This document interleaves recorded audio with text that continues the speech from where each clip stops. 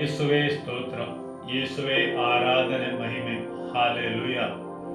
ಯೆಹೋವನಿಗೆ ಸ್ತೋತ್ರ. ಯೆಹೋವನ ಸೇವಕರೇ ಸ್ತೋತ್ರ ಮಾಡಿರಿ. ಯೆಹೋವನ ನಾಮವನ್ನು ಸ್ತುತಿಸಿರಿ. ಈಗಿನಿಂದ ಯುಗ ಯುಗಕ್ಕೂ ಯೆಹೋವನ ನಾಮವು ಕೀರ್ತಿಸಲ್ಪಡಲಿ. ಯೆಹೋವನ ನಾಮವು ಪೂರ್ವದಿಂದ ಪಶ್ಚಿಮದವರೆಗೂ ಸ್ತುತಿ ಹೊಂದಲಿ. ಯೆಹೋವನು ಎಲ್ಲ ಜನಾಂಗಗಳಲ್ಲಿ ಮಹೋನ್ನತನು. ಆತನ ಪ್ರಭಾವವು ಮೇಲಣ ಲೋಕಕ್ಕಿಂತಲೂ ಉನ್ನತವಾಗಿದೆ. ನಮ್ಮ ಯೆಹೋವ ದೇವರಿಗೆ ಸಮಾನರು ಯಾರು? ಆತನು ಉನ್ನತ ಲೋಕದಲ್ಲಿ ಆಸನಾರೂಢನಾಗಿ ಆಕಾಶವನ್ನು ಭೂಮಿಯನ್ನು ನೋಡಲಿಕ್ಕೆ ಬಾಗುತ್ತಾನೆ.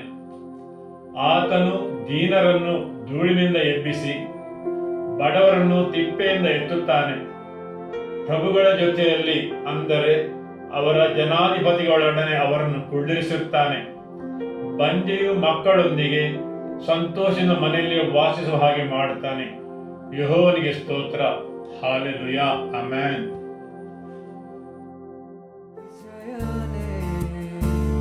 ಮಹೋನ್ನತನೇ, ನನ್ ಪ್ರಿಯನೇ, ಸುಂದರನೇ, ಅತಿಶಯನೇ, ಮಹೋನ್ನತನೇ, ನನ್ ಪ್ರಿಯನೇ, ಸುಂದರನೇ, ಸುಂದರನೇ, ಅತಿಶಯನೇ, ಮಹೋನ್ನತನೇ,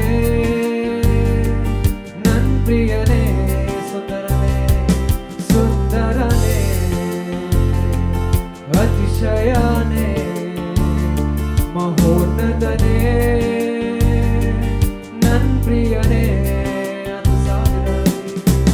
10,000ರಲ್ಲಿ ನೀನೇ ಶ್ರೇಷ್ಠ, ಪ್ರೀತಿಯ ನನ್ ಕರ್ತನೇ.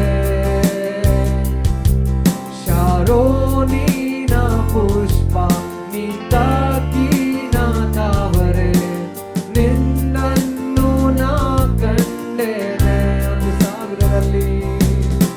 10,000ರಲ್ಲಿ ನೀನೇ ಶ್ರೇಷ್ಠ, ಪ್ರೀತಿಯ ನನ್ ಕರ್ತನೇ. ಶಾರೋನಿನ ಪುಷ್ಪ ನಿಂತಾಕಿನ ತಾವರೆ, ನಿನ್ನನ್ನು ನಾ ಕಂಡೆನೆ. ಸುಂದರನೇ, ಅತಿಶಯನೇ, ಮಹೋನ್ನತನೇ, ನನ್ ಪ್ರಿಯನೇ, ಸುಂದರನೇ, ಅತಿಶಯನೇ, ಮಹೋನ್ನತನೇ, ನನ್ ಪ್ರಿಯನೇ. 10,000ರಲ್ಲಿ 10,000ರಲ್ಲಿ ನೀನೇ ಶ್ರೇಷ್ಠ, ಪ್ರೀತಿಯ ನನ್ ಕರ್ತನೇ. ಶಾರೋನಿನ ಪುಷ್ಪ ನಿಂತಾಕಿನ ತಾವರೆ, ನಿನ್ನನ್ನು ನಾ ಕಂಡೆನೆ. 10,000ರಲ್ಲಿ 10,000ರಲ್ಲಿ ನೀನೇ ಶ್ರೇಷ್ಠ, ಪ್ರೀತಿಯ ನನ್ ಕರ್ತನೇ. ಶಾರೋನಿನ ಪುಷ್ಪ ನಿಂತಾಕಿನ ತಾವರೆ, ನಿನ್ನನ್ನು ನಾ ಕಂಡೆನೆ. ಸುಂದರನೇ, ಸುಂದರನೇ, ಅತಿಶಯನೇ, ಮಹೋನ್ನತನೇ, ನನ್ ಪ್ರಿಯನೇ, ಸುಂದರನೇ, ಅತಿಶಯನೇ, ಮಹೋನ್ನತನೇ, ನನ್ ಪ್ರಿಯನೇ. ನಿನ್ನನ್ನು ನೋಡಲು, ನೋಡುತ್ತಾ ಪ್ರೀತಿಸಲು ನಾನು ಬಯಸುವೆ. ನಿನ್ನನ್ನು ನೋಡಲು, ನೋಡುತ್ತಾ ಪ್ರೀತಿಸಲು ನಾನು ಬಯಸುವೆ. ನಿನ್ನ ನೋಡಲು,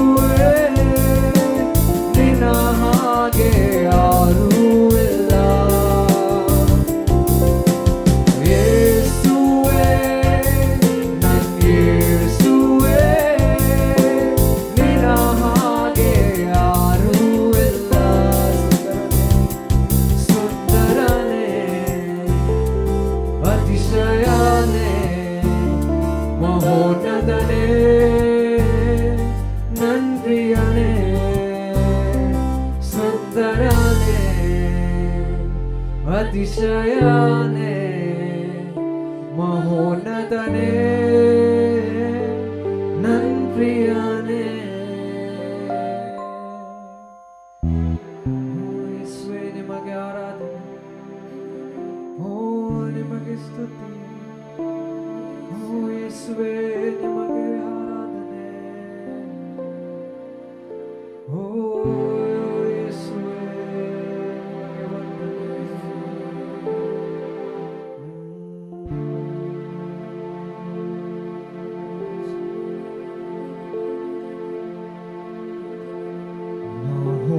ಮಹೋನ್ನತನೇ ನಿನ್ನಾಶ್ರಯದಿ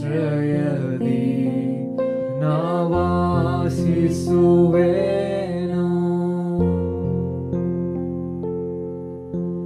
ಸರ್ವಶಕ್ತನೇ ನಿನ್ನ ನೆರಳಲ್ಲಿ ನಾ ವಿಶ್ರಾಮಿಸುವೆನು. ಮಹೋನ್ನತನೇ ಮಹೋನ್ನತನೇ ನಿನ್ನಾಶ್ರಯದಿ ನಾ ವಾಸಿಸುವೆನು.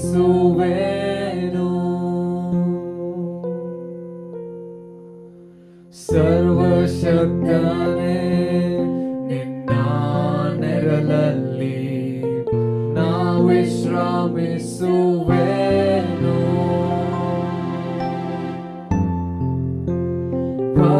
ಫಲವುಳ್ಳನ್ನೇ ನಿನ್ ಸಮ್ಮುಖವನ್ನೇ ನಾಶ್ರಯಿಸುವೆ ಅನುದಿನವೂ. ಫಲವುಳ್ಳನ್ನೇ ನಿನ್ ಸಮ್ಮುಖವನ್ನೇ ನಾಶ್ರಯಿಸುವೆ ಅನುದಿನವೂ. ಯೆಸಯ್ಯ ಯೆಸಯ್ಯ ಯೆಸಯ್ಯ ಯೆಸಯ್ಯ ಯೆಸಯ್ಯ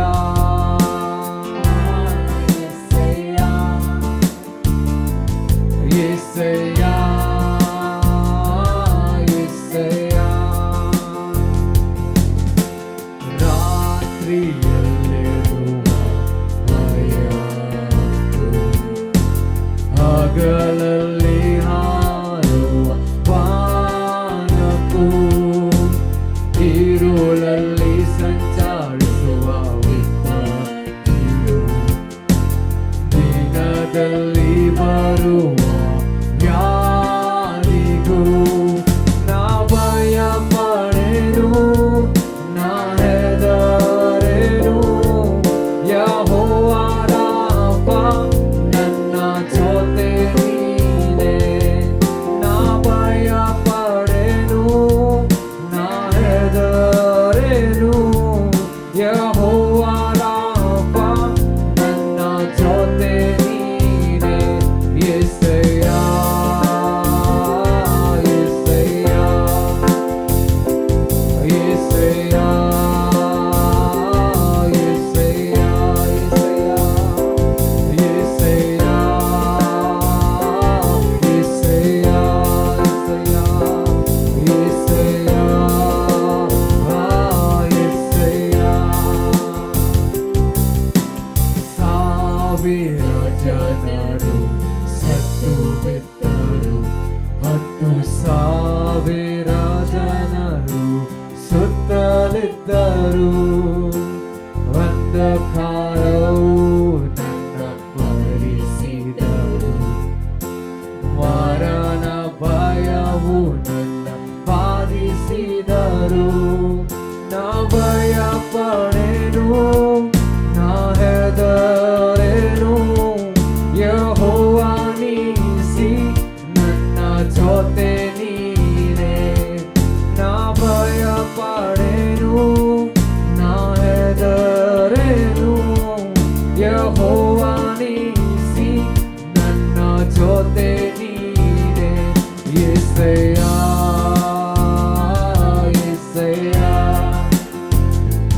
ಯೆಸಯ್ಯ ಯೆಸಯ್ಯ ಯೆಸಯ್ಯ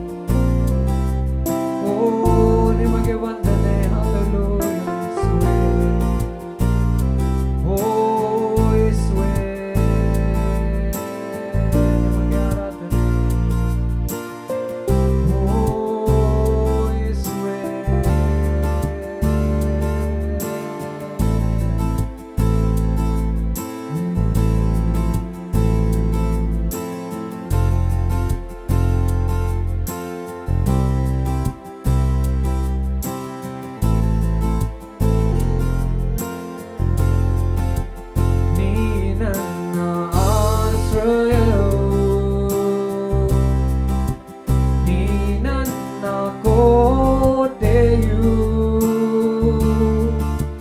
ನೀ ನನ್ನ ಪ್ರಾಣದಾತ, ನೀ ನನ್ನ ದೇವಾ, ನೀ ನನ್ನ ಆಶ್ರಯವು, ನೀ ನನ್ನ ಆಶ್ರಯವು, ನೀ ನನ್ನ ಕೋಟೆಯು, ನೀ ನನ್ನ ಪ್ರಾಣದಾತ, ನೀ ನನ್ನ ದೇವಾ. ಆರಾಧಿಸುವೆನ ಪೂರ್ಣ ಹೃದಯದಿಂದ, ಆರಿಸಿ ನಿನ್ಮುಖ ಜೀವಮಾನವೆಲ್ಲ, ಸೇವೆ ಮಾಡುವೆ ನೀನೆ ಸರ್ವವೆಂದು, ದಾಸನು ಆರಾಧಿಸುವೆವು ಪೂರ್ಣ ಹೃದಯದಿಂದ, ಆರಿಸಿ ನಿನ್ಮುಖ ಜೀವ ಮಾನವೆಲ್ಲ, ಸೇವೆ ಮಾಡುವೆ ನೀನೆ ಸರ್ವವೆಂದು, ದಾಸನು ದಾಸನು ದೇವಾ, ದಾಸನು ದೇವಾ, ದಾಸನು ದೇವಾ, ದಾಸನು ದಾಸನು ದೇವಾ, ದಾಸನು ದೇವಾ, ದಾಸನು ದೇವಾ, ದಾಸನು ನೀ ನನ್ನ ಆಶ್ರಯವು, ನೀ ನನ್ನ ಕೋಟೆಯು, ನೀ ನನ್ನ ಪ್ರಾಣದಾತ, ನೀ ನನ್ನ ದೇವಾ, ನೀ ನನ್ನ ಆಶ್ರಯವು, ನೀ ನನ್ನ ಕೋಟೆಯು, ನೀ ನನ್ನ ಪ್ರಾಣದಾತ, ನೀ ನನ್ನ ದೇವಾ. ಆರಾಧಿಸುವೆವು ಪೂರ್ಣ ಹೃದಯದಿಂದ, ಆರಿಸಿ ನಿನ್ಮುಖ ಜೀವಮಾನವೆಲ್ಲ, ಸೇವೆ ಮಾಡುವೆ ನೀನೆ ಸರ್ವವೆಂದು, ದಾಸನು ಆರಾಧಿಸುವೆವು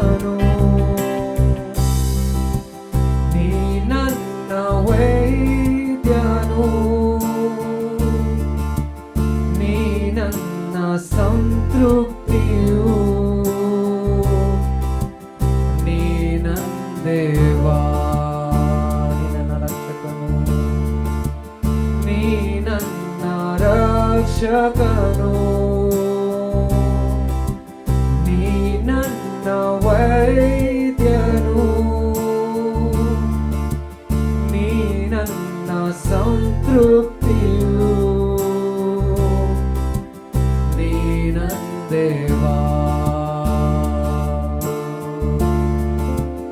ಆರಾಧಿಸುವೆವು ಭೂತರದಯದಿಂದ ಆರಿಸಿ ನಿಮ್ಮುಖ ಜೀವ ಮಾನವಲ್ಲ ಸೇವೆ ಮಾಡುವೆ ನೀನೆ ಸರ್ವವೆಂದು ದಾಸನು ನಾ ದಾಸನು ನಾ ದೇವಾ ದಾಸನು ನಾ ದೇವಾ ದಾಸನು ನಾ ದೇವಾ ದಾಸನು ನಾ ದಾಸನು ನಾ ದೇವಾ ದಾಸನು ನಾ ದೇವಾ ದಾಸನು ನಾ ದೇವಾ ದಾಸನು ನಾ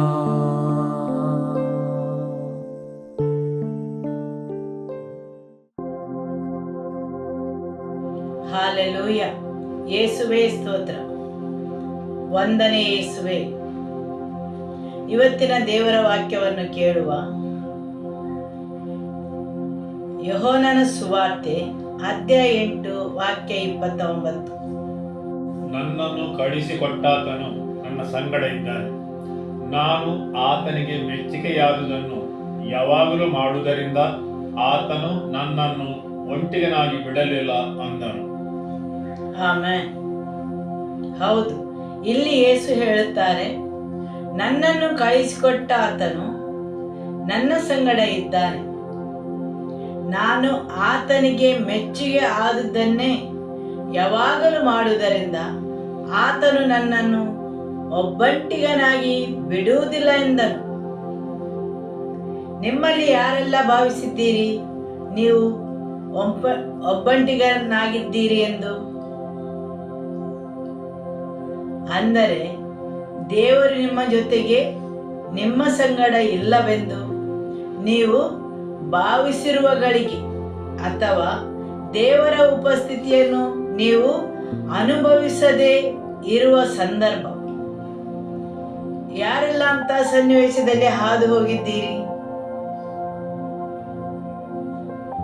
ನೀವು ಒಬ್ಬಂಟಿಗರಾಗಿದ್ದೀರಿ ಎಂದು ಭಾವಿಸಿದ ಸಮಯ. ಯೇಸು ಹೇಳುತ್ತಾರೆ, ನಾನು ಅಂತಹ ಯಾವ ಸಂದರ್ಭದಲ್ಲಿಯೂ ಹಾದು ಹೋಗಲಿಲ್ಲ.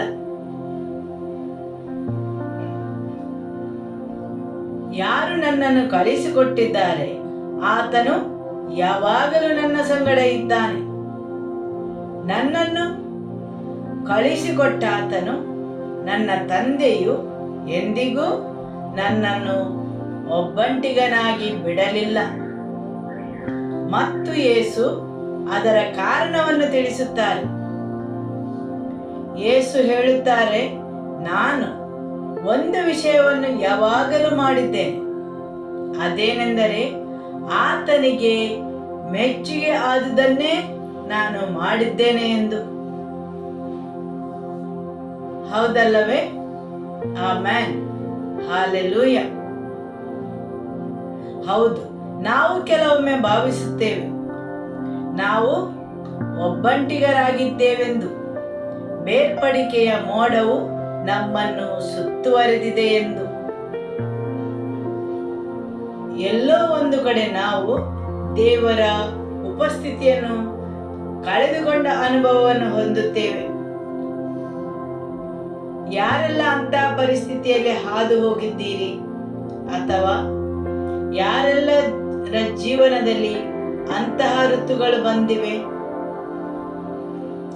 ಆದರೆ ಯೇಸು ಹೇಳುತ್ತಾರೆ, ನನ್ನ ಜೀವನದಲ್ಲಿ ದೇವರು ನನ್ನಿಂದ ಬೇರ್ಪಟ್ಟ ಯಾವ ಅನುಭವವನ್ನು ಅಥವಾ ನನ್ನನ್ನು ಒಬ್ಬಂಟಿಗನಾಗಿ ಬಿಟ್ಟು ಹೋದ ಯಾವ ಅನುಭವವನ್ನು ನಾನು ಅನುಭವಿಸಲಿಲ್ಲ.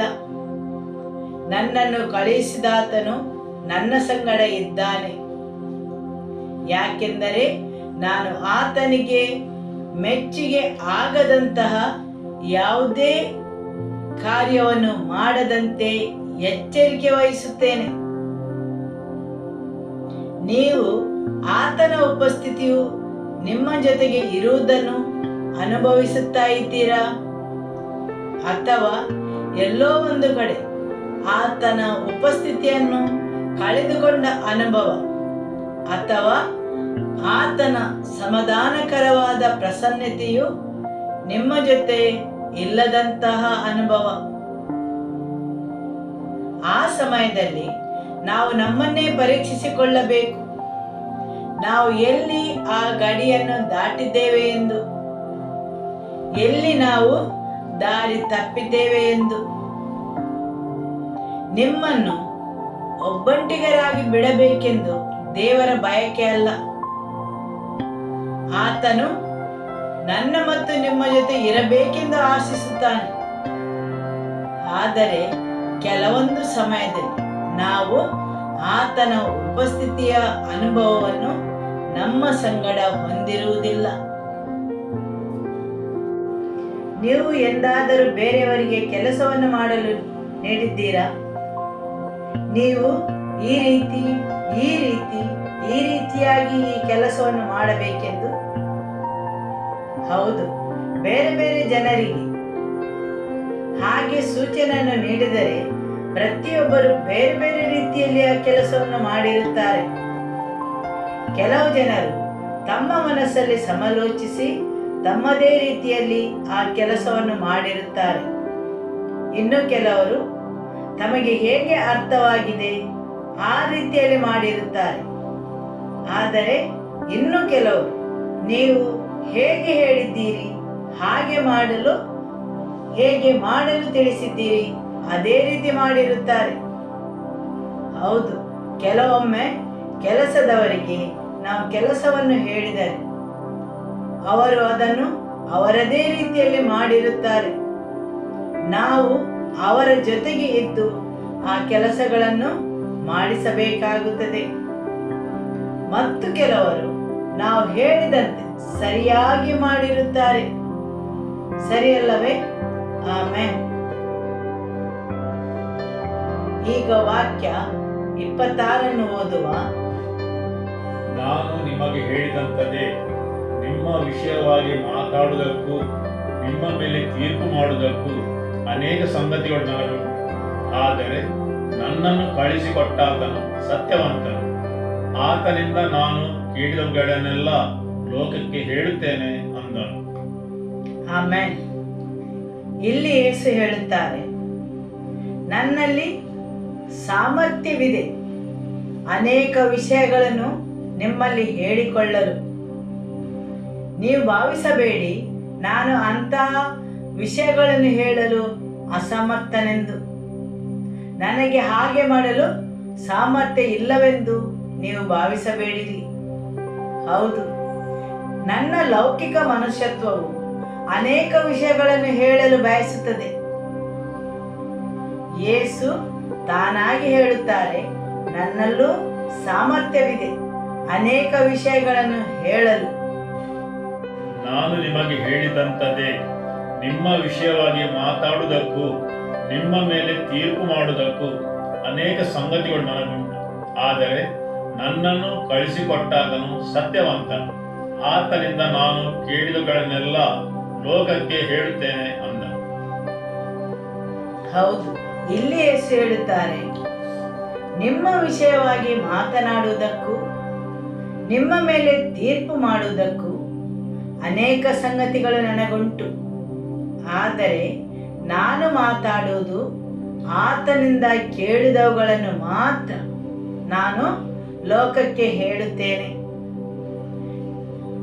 ಯೇಸು ನನ್ನ ಹಾಗೆ ಮತ್ತು ನಿಮ್ಮ ಹಾಗೆ ಲೌಕಿಕ ಮನುಷ್ಯನಾಗಿದ್ದನು.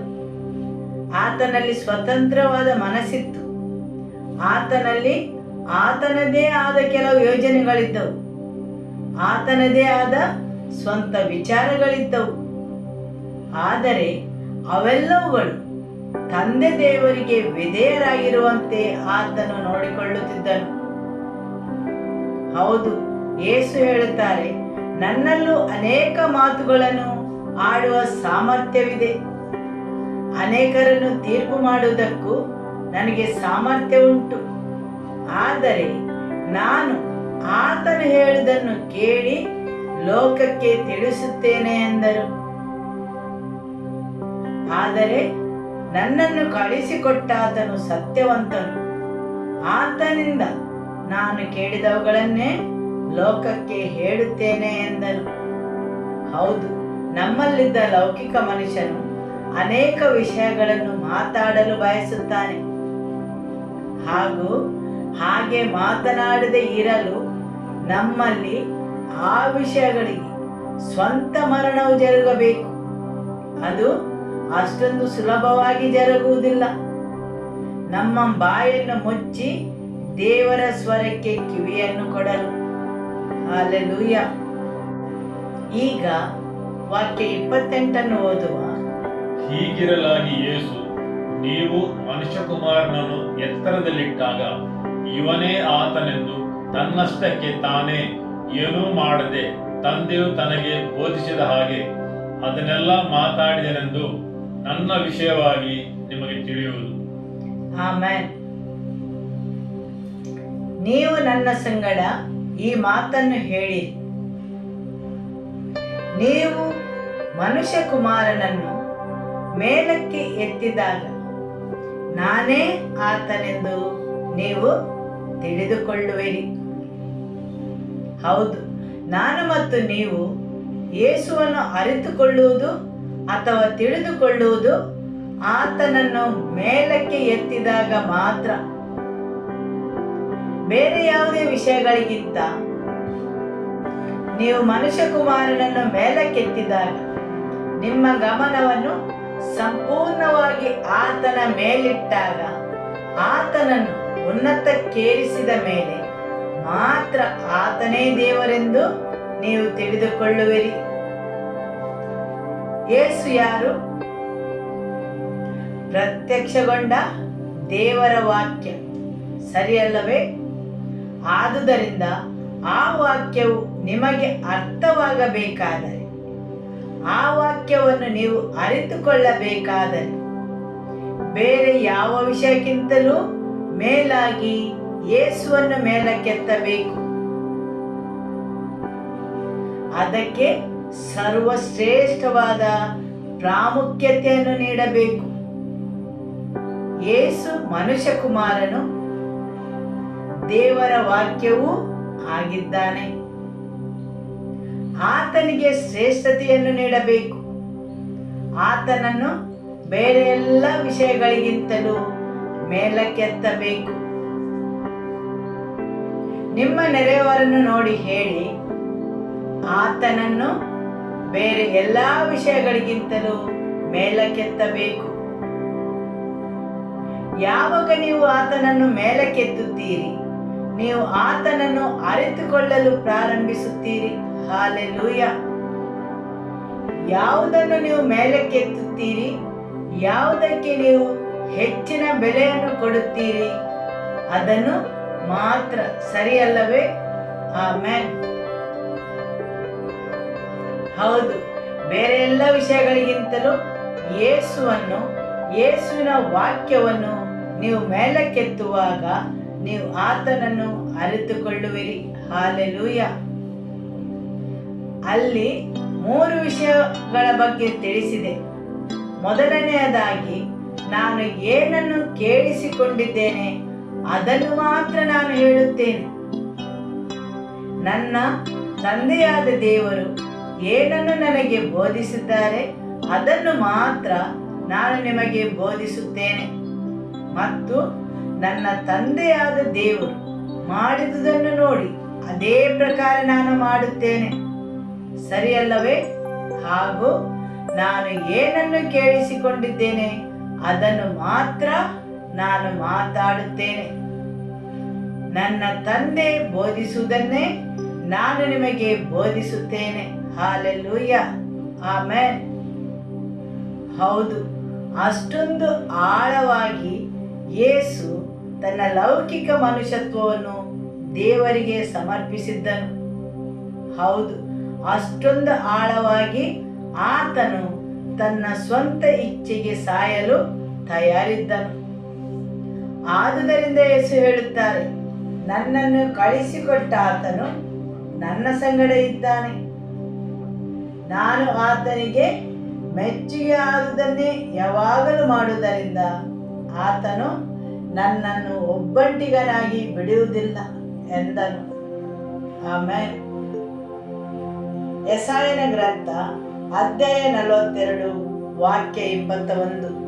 ಯೆಹೋವನು ಧರ್ಮ ಸ್ವರೂಪನಾಗಿರುವುದರಿಂದ ಧರ್ಮೋಪದೇಶವನ್ನು ಘನಪಡಿಸಿ ಮಹತ್ತಿಗೆ ತರಬೇಕೆಂದು ಇಷ್ಟಪಟ್ಟನು. ಹೌದು, ಬಡಗಿಯ ಮಗನಾಗಿ ಏಕಾಂತದ ಜೀವನದಲ್ಲೂ ತನ್ನ ಸಾರ್ವಜನಿಕ ಜೀವನದಲ್ಲೂ ತನ್ನ ಸೇವೆಯ ಜೀವನದಲ್ಲೂ ಯೇಸು ಏನು ಮಾಡಿದ್ದಾರೆ ಅದೆಲ್ಲವೂ ದೇವರಿಗೆ ಅತ್ಯಂತ ಮೆಚ್ಚುಗೆಯಾದ ವಿಷಯವಾಗಿತ್ತು. ಆಮೇನ್. ಮತ್ತಾಯ ಅಧ್ಯಾಯ 5 ವಾಕ್ಯ 17. ಮೋಶೆಯ ಧರ್ಮಶಾಸ್ತ್ರವನ್ನಾಗಲಿ ಪ್ರವಾದಿಗಳ ವಚನಗಳಾಗಲಿ ತೆಗೆದುಹಾಕುವುದಕ್ಕೆ ನಾನು ಬಂದೆನೆಂದು ಎಣಿಸಬೇಡಿರಿ. ತೆಗೆದುಹಾಕುವುದಕ್ಕೆ ಬಂದಿಲ್ಲ, ನೆರವೇರಿಸುವುದಕ್ಕೆ ಬಂದಿದ್ದೇನೆ. ನಿಮಗೆ ಸತ್ಯವಾಗಿ ಹೇಳುತ್ತೇನೆ. ಆಮೆನ್. ಯೇಸು ಹೇಳುತ್ತಾರೆ, ನಾನು ಧರ್ಮಶಾಸ್ತ್ರವನ್ನು ನೆರವೇರಿಸಲು ಬಂದಿದ್ದೇನೆ. ಆಮೆನ್. ಯೇಸು ದೇವಕುಮಾರನಾಗಿ ತನ್ನನ್ನೇ ವಿಧೇಯನನ್ನಾಗಿ ಮಾಡಿ ಧರ್ಮಶಾಸ್ತ್ರದ ಅಡಿಗೆ ತನ್ನನ್ನೇ ಬಂದಿಯನ್ನಾಗಿಸಿ ತನ್ನ ತಂದೆಯಾದ ದೇವರ ಧರ್ಮಶಾಸ್ತ್ರವನ್ನು ಆತನು ಎಲ್ಲ ವಿಷಯಗಳಿಗಿಂತಲೂ ಎತ್ತರಕ್ಕೆ ಏರಿಸಿದನು. ಆತನು ಧರ್ಮಶಾಸ್ತ್ರದಲ್ಲಿ ಇರುವುದೆಲ್ಲವನ್ನು ನೆರವೇರಿಸಲು ಬಂದನು. ಆತನು ಧರ್ಮಶಾಸ್ತ್ರವನ್ನು ಮೀರಿದವನಾಗಿದ್ದನು. ಯಾಕೆಂದರೆ ಧರ್ಮಶಾಸ್ತ್ರವನ್ನು ನೀಡಿದ್ದು ಆತನೇ. ಆತನು ಅದರಿಂದ ವಿನಾಯಿತಿಯನ್ನು ಪಡೆಯಲಿಲ್ಲ, ಆದರೆ ಧರ್ಮಶಾಸ್ತ್ರವನ್ನು ಆತನು ಸಂಪೂರ್ಣವಾಗಿ ನೆರವೇರಿಸಿದನು. ಆತನು ಅದರಿಂದ ವಿನಾಯಿತಿಯನ್ನು ಪಡೆಯಲಿಲ್ಲ, ಆದರೆ ಧರ್ಮಶಾಸ್ತ್ರಕ್ಕೆ ವಿಧೇಯನಾಗಿ ಮತ್ತು ಧರ್ಮಶಾಸ್ತ್ರವನ್ನು ಆತನು ಸಂಪೂರ್ಣವಾಗಿ ನೆರವೇರಿಸಿದನು. ತಂದೆ ದೇವರು ಹೇಳಿದ ಪ್ರತಿಯೊಂದು ವಾಕ್ಯವನ್ನು ಆತನು ನೆರವೇರಿಸಿದನು. ಹಾಗೂ ಹಳೆಯ ಒಡಂಬಡಿಕೆಯಲ್ಲಿ ಹೇಳಿದುದೆಲ್ಲವನ್ನು ಆತನು ನೆರವೇರಿಸಿದನು. ಧರ್ಮಶಾಸ್ತ್ರವನ್ನು ಉನ್ನತಕ್ಕೆ ಏರಿಸಿ ಅದರಲ್ಲಿದ್ದ ಎಲ್ಲವನ್ನು ಆತನು ವಿಧೇಯನನ್ನಾಗಿ ಸಂಪೂರ್ಣವಾಗಿ ನೆರವೇರಿಸಿದನು. ಮತ್ತು ಅದರಿಂದ ನಮಗೆ ವಿನಾಯಿತಿಯನ್ನು ಧರಿಸಿಕೊಟ್ಟನು. ಹಾಲೆಲೂಯ. ಆದುದರಿಂದ ನಮಗೆ ವಿನಾಯಿತಿಯನ್ನು ದೊರಕಿಸಿಕೊಟ್ಟನು. ಸರಿಯಲ್ಲವೇ? ಆಮೇನ್. ಆತನೇ ಧರ್ಮಶಾಸ್ತ್ರವನ್ನು ನೀಡಿದವನು, ಅಥವಾ ದೇವರು ಮೋಸೆಗೆ ಧರ್ಮಶಾಸ್ತ್ರವನ್ನು ನೀಡಿದಾಗ ಆತನು ದೇವರ ಜೊತೆಗಿದ್ದನು. ಆತನು ಮನುಷ್ಯ ಕುಮಾರನಾಗಿ ಬಂದನು. ಆ ಧರ್ಮಶಾಸ್ತ್ರಕ್ಕೆ ಸಂಪೂರ್ಣವಾಗಿ ವಿಧೇಯನಾದನು. ಎಲ್ಲ ವಿಷಯಗಳಿಗಿಂತಲೂ ಧರ್ಮಶಾಸ್ತ್ರವನ್ನು ಎತ್ತರಕ್ಕೆ ಏರಿಸಿದನು. ಅದನ್ನು ಸಂಪೂರ್ಣವಾಗಿ ನೆರವೇರಿಸಿದನು. ಒಬ್ಬ ಮನುಷ್ಯನಾಗಿ ಧರ್ಮಶಾಸ್ತ್ರದಲ್ಲಿ ಕೇಳಿದ ಎಲ್ಲ ಬೇಡಿಕೆಗಳನ್ನು ಆತನು ನೆರವೇರಿಸಿದನು, ನನಗಾಗಿ ಮತ್ತು ನಿಮಗಾಗಿ. ಹಾಲೆಲೂಯ. ಆದುದರಿಂದ ತಂದೆ ದೇವರು ಆತನಲ್ಲಿ ನಾವು ಸಂಪೂರ್ಣ ನೀತಿವಂತರಾಗಿರುವುದನ್ನು ನೋಡುತ್ತಾನೆ. ಹೌದು, ಧರ್ಮಶಾಸ್ತ್ರದ ಪ್ರಕಾರ ನೆರವೇರಿಸಬೇಕಾದ ಎಲ್ಲ ನೀತಿವಂತ ಕಾರ್ಯಗಳನ್ನು ಆತನಲ್ಲಿ ನೆರವೇರಿಸಲ್ಪಟ್ಟು ಸಂಪೂರ್ಣಗೊಳಿಸಲ್ಪಟ್ಟವು. ಆಮೆನ್. ಸರಿಯಲ್ಲವೇ? ಹಾಲೆಲೂಯ. ಯೋಹಾನ ಅಧ್ಯಾಯ 12 ವಾಕ್ಯ 28. ತಂದೆಯೇ, ನಿನ್ನ ಹೆಸರನ್ನು ಮಹಿಮೆಪಡಿಸಿಕೋ. ಆಮೆನ್. ತಂದೆಯೇ, ನಿನ್ನ ಹೆಸರನ್ನು ಮಹಿಮೆಪಡಿಸಿಕೋ. ಹೌದು, ಆತನು ಹೊಂದಿದ್ದು ಒಂದೇ ಒಂದು ಕಾರ್ಯ. ಆತನಲ್ಲಿ ಇದ್ದದ್ದು ಒಂದೇ ಒಂದು ಕಾರ್ಯಕ್ರಮ. ಅದು ಆತನ ಸೇವೆಯನ್ನು ಮಹಿಮೆ ಪಡಿಸುವುದಲ್ಲ. ಆತನಿಗೆ ಅನೇಕ ಹಿಂಬಾಲಕರು ಇದ್ದರು. ಆತನದೇ ಸ್ವಂತ ನೀತಿಯಲ್ಲ, ಆತನದೇ ಸ್ವಂತ ಹೆಸರಲ್ಲ. ಆದರೆ ಆತನು ಹೇಳುತ್ತಾನೆ, ತಂದೆಯೇ, ನಿನ್ನ ಹೆಸರನ್ನು ಮಹಿಮೆ ಪಡಿಸಿಕೋ. ಆತನಲ್ಲಿ ಇದ್ದದ್ದು ಒಂದೇ ಒಂದು ಮುಖ್ಯವಾದ ಕಾರ್ಯ. ತಂದೆಯೇ, ನಿನ್ನ ಹೆಸರನ್ನು ಮಹಿಮೆ ಪಡಿಸಿಕೋ. ಆತನು ಆಡಿದ ಎಲ್ಲಾ ಮಾತುಗಳಲ್ಲಿ, ಆತನು ಮಾಡಿದ ಎಲ್ಲಾ ಕಾರ್ಯಗಳಲ್ಲಿ ಆತನಿಗೆ ಇದ್ದದ್ದು ಒಂದೇ ಒಂದು ಉದ್ದೇಶ ಅಥವಾ ಕಾರ್ಯಸೂಚಿ. ತಂದೆ ದೇವರ ಹೆಸರನ್ನು ಮಹಿಮೆ ಪಡಿಸುವುದು ಮತ್ತು ದೇವರ ರಾಜ್ಯವನ್ನು ಜನರಿಗೆ ತಿಳಿಯಪಡಿಸುವುದು. ಹೌದು, ಸತ್ತವರನ್ನು ಎಬ್ಬಿಸುವುದಾಗಲಿ, ರೋಗಗಳನ್ನು ಗುಣಪಡಿಸುವುದಾಗಲಿ,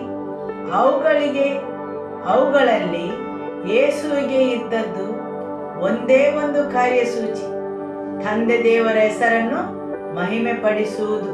ಆಮೆನ್. ನಿನ್ನ ಹೆಸರನ್ನು ಮಹಿಮೆ ಪಡಿಸಿಕೋ.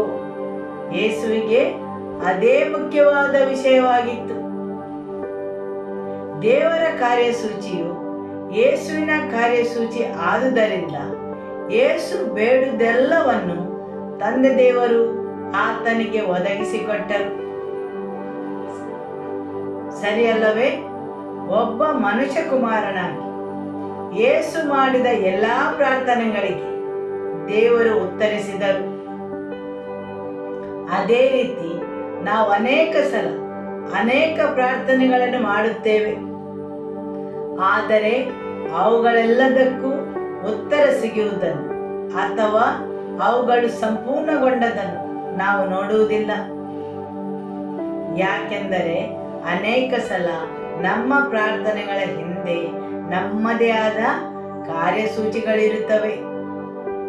ಹೌದು, ಒಬ್ಬ ಮನುಷ್ಯನಾಗಿ ನಮ್ಮದೇ ಆದ ಹಲವು ಕಾರ್ಯಸೂಚಿಗಳು ನಮ್ಮಲ್ಲಿ ಇರುತ್ತವೆ. ಆದರೆ ಯೇಸುವಿಗೆ ಇದ್ದದ್ದು ಒಂದೇ ಒಂದು ಕಾರ್ಯಸೂಚಿ, ತಂದೆಯೇ, ನಿನ್ನ ಹೆಸರನ್ನು ಮಹಿಮೆ ಪಡಿಸಿಕೋ, ನಿನ್ನ ಇಚ್ಛೆಯು ನೆರವೇರಲಿ. ಆದುದರಿಂದ ಯೇಸು ಕೇಳಿದ್ದೆಲ್ಲವನ್ನು, ಬಯಸಿದ್ದೆಲ್ಲವನ್ನು, ಪ್ರಾರ್ಥಿಸಿದ ಎಲ್ಲವನ್ನು ಆತನಿಗೆ ದೊರಕಿದ್ದನ್ನು ನಾವು ನೋಡುತ್ತೇವೆ. ಆಮೆನ್. ದೇವರ ವಾಕ್ಯವನ್ನು ಆನಂದಿಸುತ್ತೀರಲ್ಲವೇ? ಹಾಲೆಲೂಯ. ಯೋಹಾನ ಅಧ್ಯಾಯ 17 ವಾಕ್ಯ 1. ಯೇಸು ಈ ಮಾತುಗಳನ್ನಾಡಿದ ಮೇಲೆ ಆಕಾಶದ ಕಡೆಗೆ ಕಣ್ಣೆತ್ತಿ ಹೇಳಿದ್ದೇನೆಂದರೆ, ತಂದೆಯೇ, ಕಾಲ ಬಂದದೆ, ನಿನ್ನ ಮಗನನ್ನು ಮಹಿಮೆಪಡಿಸು. ಆಗ ಮಗನು ನಿನ್ನನ್ನು ಮಹಿಮೆಪಡಿಸುವುದಕ್ಕಾಗುವುದು. ಆಮೆನ್. ತಂದೆಯೇ, ಕಾಲ ಬಂದಿದೆ, ನಿನ್ನ ಮಗನನ್ನು ಮಹಿಮೆಪಡಿಸು. ಆಗ ಮಗನು ನಿನ್ನನ್ನು ಮಹಿಮೆಪಡಿಸುವುದಕ್ಕಾಗುವುದು. ಹೌದು, ಎಲ್ಲಾ ಸನ್ನಿವೇಶಗಳು ಯೇಸುವಿಗೆ ಮಹಿಮೆಯನ್ನು ತಂದರು. ಯೇಸು ಅದನ್ನು ತನ್ನ ತಂದೆಗೆ ಸಮರ್ಪಿಸಲು ಇಚ್ಛಿಸುತ್ತಾನೆ. ಅವುಗಳು ತನ್ನ ತಂದೆಯನ್ನು ಸಂಪರ್ಕಿಸುವಂತೆ ಮಾಡುತ್ತಾನೆ. ನಿನ್ನ ಮಗನು ನಿನ್ನನ್ನು ಮಹಿಮೆ ಪಡಿಸುವುದಕ್ಕಾಗಿ. ಹಾಲೆಲೂಯ. ವಾಕ್ಯವನ್ನು ಮುಂದುವರಿಸುವ, ನೀನು ಅವನಿಗೆ ಯಾರ್ಯಾರನ್ನು ಕೊಟ್ಟಿದೆಯೋ ಅವರೆಲ್ಲರಿಗೆ ಅವನು ನಿತ್ಯ ಜೀವವನ್ನು ಕೊಡಬೇಕೆಂದು ಅವನಿಗೆ ಎಲ್ಲಾ ಮನುಷ್ಯರ ಮೇಲೆ ಅಧಿಕಾರವನ್ನು ಕೊಟ್ಟೇ ಅಲ್ಲ.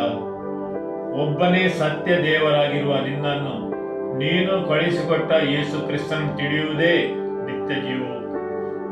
ಆಮೆನ್. ನಿತ್ಯ ಜೀವವೆಂದರೇನು? ನಿತ್ಯ ಜೀವವೆಂದರೇನೆಂದು ನೀವು ಜನರಲ್ಲಿ ಕೇಳಿದರೆ ನಿಮಗೆ ಹಲವಾರು ಉತ್ತರಗಳು ಸಿಗುತ್ತವೆ. ಹೌದು, ಜನರು ಉತ್ತರಿಸುತ್ತಾರೆ, ನೀವು ಸತ್ತ ಮೇಲೆ ಜೀವಿಸುವುದೇ ನಿತ್ಯ ಜೀವವೆಂದು. ಅದರ ಬಗ್ಗೆ ಜನರು ಬೇರೆ ಬೇರೆ ವಿಷಯಗಳನ್ನು ಹೇಳಬಹುದು, ಆದರೆ ಯೇಸು ಹೇಳುತ್ತಾರೆ, ನಿತ್ಯ ಜೀವವೆಂದರೆ ಇದೇ ಆಗಿದೆ. ಹಾಗಾದರೆ ಯಾವುದು ನಿತ್ಯ ಜೀವವು? ನಿಜವಾದ ಸತ್ಯ ದೇವರನ್ನು ಅರಿಯುವುದು ಮತ್ತು ಆತನು ಕಳುಹಿಸಿಕೊಟ್ಟ ಯೇಸು ಕ್ರಿಸ್ತನನ್ನು ತಿಳಿಯುವುದೇ ನಿತ್ಯ ಜೀವವು. ಹಲ್ಲೆಲೂಯ. ನೀವು ಆತನನ್ನು ಅರಿಯುವುದು ಮತ್ತು ಆತನನ್ನು ಹೊತ್ತುಕೊಳ್ಳುವ ಒಂದು ಪಾತ್ರೆ ಆಗುವುದು. ಈಗ ನೀವು ಇಷ್ಟರೊಳಗೆ ಆತನನ್ನು ನಿಮ್ಮೊಳಗೆ ಪಡೆದಿದ್ದೀರಿ. ಹೌದು, ಜೀವ ಕೊಡುವ ಮೂಲವು ಇಷ್ಟರೊಳಗೆ ನಿಮ್ಮೊಳಗಿದೆ, ಸರಿಯಲ್ಲವೇ? ಹೌದು. ಯಾವಾಗ ನೀವು ನಿಮ್ಮ ಹೃದಯದಲ್ಲಿ ಆತನನ್ನು ಅರಿತಿದ್ದೀರಿ. ಅನೇಕ ಜನರು ತಮ್ಮ ಬುದ್ಧಿಯಲ್ಲಿ ಅಥವಾ ಮನಸ್ಸಲ್ಲಿ ಮಾತ್ರ ಆತನನ್ನು ಅರಿತಿದ್ದಾರೆ, ಆದರೆ ನಾನು ಮತ್ತು ನೀವು ನಮ್ಮ ಹೃದಯದಲ್ಲಿ ಆತನನ್ನು ಅರಿತಿದ್ದೇವೆ. ಹೌದು, ಯೇಸುವಿಗೆ ಒಂದೇ ಒಂದು ಕಾರ್ಯಸೂಚಿ ಇತ್ತು, ದೇವರು ನೀಡಿದ ಆ ಕಾರ್ಯವನ್ನು ನೆರವೇರಿಸುವುದು. ಆಮೆನ್. ಆದರೆ ಅನೇಕ ಸಲ ನಾವು ನಮ್ಮದೇ ಆದ ಕಾರ್ಯಕ್ರಮಗಳನ್ನು ಹೊತ್ತುಕೊಂಡಿರುತ್ತೇವೆ. ಯೇಸು ಹೇಳಿದರು, ಈ ಭೂಲೋಕದಲ್ಲಿ ನೀವು ನನಗೆ ಕೊಟ್ಟ ಕೆಲಸವನ್ನು ನಾನು ನೆರವೇರಿಸಿದ್ದೇನೆ. ಹೌದು, ನಮ್ಮಲ್ಲಿ ಆ ಒಂದು ಪ್ರಾರ್ಥನೆ ಇರಬೇಕು.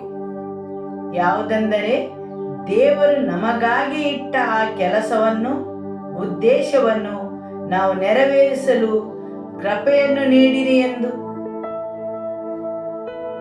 ಹೌದು, ಅಪೊಸ್ತಲರ ಕೃತ್ಯದಲ್ಲಿ ಬರುವ ಸ್ತೇಫನನ ಸೇವೆಯು ಅತಿ ಚಿಕ್ಕದಾದ ಸೇವೆಯಾಗಿತ್ತು, ಸರಿಯಲ್ಲವೇ? ಆದರೆ ಅದರ ಫಲವು ಅಪೊಸ್ತಲನಾದ ಪೌಲನು. ಜನರು ಸ್ತೇಫನನ್ಗೆ ಕಲ್ಲು ಎಸೆದು ಕೊಲ್ಲಲು ಬರುವಾಗ ಅವರೆಲ್ಲರೂ ತಮ್ಮ ಬಟ್ಟೆಗಳನ್ನು ತೆಗೆದು ಪೌಲನ ಕಾಲಿನ ಬಳಿಯಲ್ಲಿಟ್ಟರು. ಜನರು ಸ್ತೇಫನನನ್ನು ಕಲ್ಲು ಎಸೆದು ಕೊಲ್ಲುವಾಗ ಆತನು ಅಲ್ಲಿ ನಿಂತು ಅದೆಲ್ಲವನ್ನು ನೋಡುತ್ತಿದ್ದನು ಮತ್ತು ಸ್ತೇಫನನು ಮೊಣಕಾಲೂರಿ, ಕರ್ತನೇ, ಈ ಪಾಪವನ್ನು ಅವರ ಮೇಲೆ ಹೊರಿಸಬೇಡವೆಂದು ಪ್ರಾರ್ಥಿಸಿದನು. ಅಂದರೆ ಜನರು ಸ್ತೇಫನನ ಮುಖವನ್ನು ನೋಡುವಾಗ ಅದು ದೇವದೂತನ ಮುಖದಂತೆ ಪ್ರಜ್ವಲಿಸುತ್ತಿತ್ತು ಮತ್ತು ಪವಿತ್ರಾತ್ಮ ಭರಿತನಾಗಿ ಯೇಸುವನ್ನು ಕಂಡು, ಅಗೋ, ಆಕಾಶವು ತೆರೆದಿರುವುದನ್ನು, ಮನುಷ್ಯಕುಮಾರನು ದೇವರ ಬಲಗಡೆಯಲ್ಲಿ ನಿಂತಿರುವುದನ್ನು ನೋಡುತ್ತೇನೆ ಎಂದು ಹೇಳಿದನು. ಮತ್ತು ಅಲ್ಲಿ ಒಂದು ಕೃಪೆ ಬಂದು ಇಳಿಯಿತು, ಪೌಲನ ಜೀವನವನ್ನು ಮುಟ್ಟುವಂತಹ ಕೃಪೆ. ಹಲ್ಲೆಲೂಯ. ಹೌದು, ಅದರ ಫಲವನ್ನು ನಾವು ಇವತ್ತಿನವರೆಗೂ ನೋಡುತ್ತೇವೆ. ದೇವರ ಉದ್ದೇಶವನ್ನು ಸಂಪೂರ್ಣಗೊಳಿಸುವುದು ಅಥವಾ ನೆರವೇರಿಸುವುದು. ಹಲ್ಲೆಲೂಯ. ಆದರೆ ಜನರು ಬೇರೆ ಬೇರೆ ರೀತಿಯಲ್ಲಿ ಸಹಾಯ ಪಡೆಯುತ್ತಾರೆ ಹಾಗೂ ಪ್ರಪಂಚದ ಜನರು ಅದನ್ನು ಬೇರೆ ಬೇರೆ ರೀತಿಯಲ್ಲಿ ಹೋಲಿಸಿಕೊಳ್ಳುತ್ತಾರೆ. ಆ ಪ್ರತಿಯೊಂದರಲ್ಲಿಯೂ ದೇವರಿಗೆ ಒಂದು ಉದ್ದೇಶವಿದೆ ಹಾಗೂ ದೇವರ ಉದ್ದೇಶದಂತೆ ಜರುಗುತ್ತದೆ. ಆಮೆನ್. ಹಲ್ಲೆಲೂಯ. ಹೆಬ್ರಿಯರಿಗೆ ಅಧ್ಯಾಯ 10 ವಾಕ್ಯ 7. ಆಗ ನಾನು, ಇಗೋ ದೇವರೇ, ನಿನ್ನ ಚಿತ್ತವನ್ನು ನೆರವೇರಿಸುವುದಕ್ಕೆ ಬಂದಿದ್ದೇನೆ, ಗ್ರಂಥದ ಸುರುಳಿಯಲ್ಲಿ ನನ್ನನ್ನು ಕುರಿತು ಬರೆದಿದೆ ಎಂದು ಹೇಳಿದನು. ಹೌದು, ದೇವರ ವಾಕ್ಯ ಹೇಳುತ್ತದೆ, ನಾನು ಈ ಭೂಮಿಗೆ ಬಂದ ಕಾರಣವು ನಿನ್ನ ಚಿತ್ತವನ್ನು ನೆರವೇರಿಸಲು. ಒಂದೇ ಒಂದು ವಿಷಯ ಮುಖ್ಯವಾದದ್ದು, ಅದು ನಿನ್ನ ಚಿತ್ತವನ್ನು ನೆರವೇರಿಸುವುದು. ಆಮೆನ್. ಅಪೊಸ್ತಲರ ಕೃತ್ಯ ಅಧ್ಯಾಯ 2 ವಾಕ್ಯ 22. ಇಸ್ರಾಯೇಲ್ ಜನರೇ, ನನ್ನ ಮಾತುಗಳನ್ನು ಲಾಲಿಸಿರಿ. ನಜರೇತಿನ ಯೇಸು ಇದ್ದನಲ್ಲ, ದೇವರು ನಿಮಗೆ ತಿಳಿದಿರುವಂತೆ ಆತನ ಕೈಯಿಂದ ಮಹತ್ತುಗಳನ್ನು, ಅದ್ಭುತಗಳನ್ನು, ಸೂಚಕ ಕಾರ್ಯಗಳನ್ನು ನಿಮ್ಮಲ್ಲಿ ನಡೆಸಿ ಆತನನ್ನು ತನಗೆ ಮೆಚ್ಚುಗೆಯಾದವನೆಂದು ನಿಮಗೆ ತೋರಿಸಿಕೊಟ್ಟನು. ಆಮೆನ್. ದೇವರ ವಾಕ್ಯ ಹೇಳುತ್ತದೆ, ಅದ್ಭುತಗಳನ್ನು, ಮಹತ್ವಗಳನ್ನು, ಸೂಚಕ ಕಾರ್ಯಗಳನ್ನು ನಡೆಸುವಂತೆ ದೇವರು ಅದನ್ನು ಆತನಿಗೆ ಒಪ್ಪಿಸಿಕೊಟ್ಟಿದ್ದನು. ದೇವರ ವಾಕ್ಯ ಹೇಳುತ್ತದೆ, ದೇವರು ಯೇಸುವಿಗೆ ಆ ಸೇವೆಯನ್ನು ದೃಢಪಡಿಸಿದ್ದರು. ಆಮೆನ್. ಮತ್ತಾಯನ ಸುವಾರ್ತೆ ಅಧ್ಯಾಯ 26 ವಾಕ್ಯ 17. ಹುಳಿಯಿಲ್ಲದ ರೊಟ್ಟಿಯ ಹಬ್ಬದ ಮೊದಲನೆಯ ದಿವಸದಲ್ಲಿ ಶಿಷ್ಯರು ಯೇಸುವಿನ ಬಳಿಗೆ ಬಂದು, ಪಾಸ್ಕದ ಊಟ ಮಾಡುವುದಕ್ಕೆ ನಾವು ನಿನಗೆ ಎಲ್ಲಿ ಸಿದ್ಧ ಮಾಡಬೇಕೆನ್ನುತ್ತೀಯೆಂದು ಕೇಳಲು ಆತನು, ನೀವು ಪಟ್ಟಣದೊಳಗೆ ಇಂಥವನ ಬಳಿಗೆ ಹೋಗಿ ಅವನಿಗೆ ಸಾಲ ಸಮೀಪವಾಯಿತು, ನಿನ್ನ ಮನೆಯಲ್ಲಿ ನನ್ನ ಶಿಷ್ಯರ ಸಂಗಡ ಪಾಸ್ಕ ಹಬ್ಬ ಮಾಡುತ್ತೇನೆಂದು ಬೋಧಕನು ಹೇಳುತ್ತಾನೆಂಬುದಾಗಿ ಹೇಳಿರಿ. ಅಂದರು. ಶಿಷ್ಯರು ಯೇಸು ತಮಗೆ ಅಪ್ಪಣೆ ಕೊಟ್ಟಂತೆ ಮಾಡಿ ಪಾಸ್ಕಕ್ಕೆ ಮಾಡಿದರು. ಇಲ್ಲಿ ಯೇಸು ತನ್ನ ಶಿಷ್ಯರಿಗೆ ಹೇಳುತ್ತಾರೆ, ಇಂತಹ ಮನುಷ್ಯನನ್ನು ಹೋಗಿ ನೀವು ಭೇಟಿಯಾಗಿರಿ ಮತ್ತು ಹೇಳಿರಿ, ಬೋಧಕನು ಪಾಸ್ಕ ಹಬ್ಬವನ್ನು ನಿಮ್ಮ ಸ್ಥಳದಲ್ಲಿ ಆಚರಿಸಲು ಬಯಸುತ್ತಾನೆಂದು. ಯೇಸು ಆ ಮನುಷ್ಯನಲ್ಲಿ ಬೇಡಿಕೊಳ್ಳುವುದಿಲ್ಲ, ದಯಮಾಡಿ ನಾನು ನಿನ್ನ ಮನೆಯಲ್ಲಿ ಪಾಸ್ಕ ಹಬ್ಬವನ್ನು ಆಚರಿಸಲೇ ಎಂದು, ಅಥವಾ ಆತನ ಶಿಷ್ಯರು ಹೋಗಿ ಸಹ ಕೇಳುವುದಿಲ್ಲ. ಅವರ ಸಮಯ ಸಮೀಪಿಸಿತ್ತು, ನಮ್ಮ ಬೋಧಕರು ಬಂದು ನಿಮ್ಮ ಮನೆಯಲ್ಲಿ ಪಾಸ್ಕ ಹಬ್ಬವನ್ನು ಆಚರಿಸಬಹುದೇ ಎಂದು. ಇಲ್ಲ. ವಾಕ್ಯವನ್ನು ಪುನಃ ಓದುವ. ಹುಳಿಯಿಲ್ಲದ ರೊಟ್ಟಿಯ ಹಬ್ಬದ ಮೊದಲನೆಯ ದಿವಸದಲ್ಲಿ ಶಿಷ್ಯರು ಯೇಸುವಿನ ಬಳಿಗೆ ಬಂದು, ಪಾಸ್ಕದ ಊಟ ಮಾಡುವುದಕ್ಕೆ ನಾವು ನಿನಗೆ ಎಲ್ಲಿ ಸಿದ್ಧ ಮಾಡಬೇಕೆನ್ನುತ್ತೀಯೆಂದು ಕೇಳಲು ಆತನು, ನೀವು ಪಟ್ಟಣದೊಳಗೆ ಇಂಥವನ ಬಳಿಗೆ ಹೋಗಿ ಅವನಿಗೆ ನನ್ನ ಕಾಲ ಸಮೀಪವಾಯಿತು, ನಿನ್ನ ಮನೆಯಲ್ಲಿ ನನ್ನ ಶಿಷ್ಯರ ಸಂಗಡ ಪಾಸ್ಕ ಹಬ್ಬ ಮಾಡುತ್ತೇನೆಂದು ಬೋಧಕನು ಹೇಳುತ್ತಾನೆ ಎಂಬುದಾಗಿ ಹೇಳಿರಿ ಅಂದರು. ಶಿಷ್ಯರು ಯೇಸು ತಮಗೆ ಅಪ್ಪಣೆ ಕೊಟ್ಟಂತೆ ಮಾಡಿ ಪಾಸ್ಕಕ್ಕೆ ತಯಾರಿಸಿದರು. ನಿನ್ನ ಮನೆಯಲ್ಲಿ ನನ್ನ ಶಿಷ್ಯರ ಸಂಗಡ ಪಾಸ್ಕ ಹಬ್ಬ ಮಾಡುತ್ತೇನೆಂದು ಹೇಳಿ, ಅಲ್ಲಿ ಯೇಸು ಪಾಸ್ಕ ಹಬ್ಬ ಆಚರಿಸಲು ಪರವಾನಗಿಯನ್ನು ಕೇಳುವುದಿಲ್ಲ. ಇಲ್ಲಿ ಯೇಸು ಹೇಳುತ್ತಾರೆ, ಇಂಥವನ ಬಳಿಗೆ ಹೋಗಿ ಅಲ್ಲಿ ಅವನ ಹೆಸರನ್ನು ತಿಳಿಸುವುದಿಲ್ಲ, ಅಥವಾ ಆತನು ಯೇಸುವಿನ ಹಿಂಬಾಲಕನು ಅದು ಸಹ ತಿಳಿಸುವುದಿಲ್ಲ. ಯೇಸು ಹೇಳುತ್ತಾರೆ, ಬೋಧಕನು ಪಾಸ್ಕ ಹಬ್ಬವನ್ನು ನಿನ್ನ ಮನೆಯಲ್ಲಿ ಆಚರಿಸುತ್ತಾನೆ. ಹೌದು, ಪಾಸ್ಕ ಹಬ್ಬವನ್ನು ಆಚರಿಸುವುದು ತಂದೆ ದೇವರ ಒಂದು ಕಾರ್ಯಸೂಚಿಯಾಗಿತ್ತು. ಯೆಹೂದ್ಯರು ಆಚರಿಸುವ ಪ್ರತಿಯೊಂದು ಹಬ್ಬಗಳನ್ನು ನೀವು ನೋಡಿ, ಯೇಸು ಅವುಗಳನ್ನು ನೆರವೇರಿಸಿದ್ದಾರೆ. ಹೌದು, ಆತನ ಮರಣದ ಮುಖಾಂತರ ಅವರು ಆಚರಿಸುವ ಪಾಸ್ಕ ಹಬ್ಬದ ಅರ್ಥವೇನೆಂದು ಆತನು ತಿಳಿಸಿದ್ದಾನೆ. ಆ ಹಬ್ಬದ ನಿಜವಾದ ತಿರುಳು ಏನೆಂದರೆ, ಅದು ಯೇಸುವಿನ ಮರಣದ ನೆರಳಾಗಿದೆ. ಹೌದು, ಪಾಸ್ಕ ಹಬ್ಬವನ್ನು ಆಚರಿಸುವ ಸಮಯದಲ್ಲಿ ಅವರು ಯೇಸುವಿಗೆ ದ್ರೋಹ ಬಗೆದರು, ಆತನನ್ನು ಶಿಲುಬೆಗೆ ಏರಿಸಿದರು. ಯೆಹೂದ್ಯರ ಧರ್ಮಶಾಸ್ತ್ರವು ಪಾಸ್ಕ ಹಬ್ಬವನ್ನು ಆಚರಿಸಲು ತಿಳಿಸುತ್ತದೆ. ಇಲ್ಲಿ ಯೇಸು ಆ ಪಾಸ್ಕ ಹಬ್ಬದ ಕುರಿಮರಿಯಾಗಿ ಬಂದರು. ಹೌದು, ತಂದೆ ದೇವರ ಕಾರ್ಯಸೂಚಿಯಂತೆ ಅವರು ಪಾಸ್ಕ ಹಬ್ಬದ ಕುರಿಮರಿಯಾಗಿ ಬಂದರು. ಮತ್ತು ಯೇಸು ತನ್ನ ಶಿಷ್ಯರನ್ನು ಕಳುಹಿಸಿ ಹೇಳುತ್ತಾರೆ, ಆ ಸ್ಥಳವನ್ನು ನನಗಾಗಿ ಸಿದ್ಧಪಡಿಸಿರಿ. ಹೌದು, ಅದು ದೇವರ ಕಾರ್ಯಕ್ರಮದಂತೆ ಶಿಷ್ಯರು ಆ ಮನುಷ್ಯನ ಮನೆಗೆ ಹೋಗುತ್ತಾರೆ. ಆತನು ಮನೆಯನ್ನು ತೆರೆಯುತ್ತಾನೆ ಮತ್ತು ಶಿಷ್ಯರು ಯೇಸುವು ಅಪ್ಪಣೆ ಕೊಟ್ಟಂತೆ ಪಾಸ್ಕ ಹಬ್ಬಕ್ಕೆ ತಯಾರಿಯನ್ನು ನಡೆಸುತ್ತಾರೆ. ಯಾವಾಗ ನಿಮ್ಮ ಕಾರ್ಯಕ್ರಮಗಳು ದೇವರ ಕಾರ್ಯಕ್ರಮಗಳಾಗಿರುತ್ತವೆ, ಆವಾಗ ಅದಕ್ಕೆ ಬೇಕಾದ ಎಲ್ಲ ವಿಷಯಗಳನ್ನು ದೇವರು ಬಿಡುಗಡೆಗೊಳಿಸುತ್ತಾರೆ.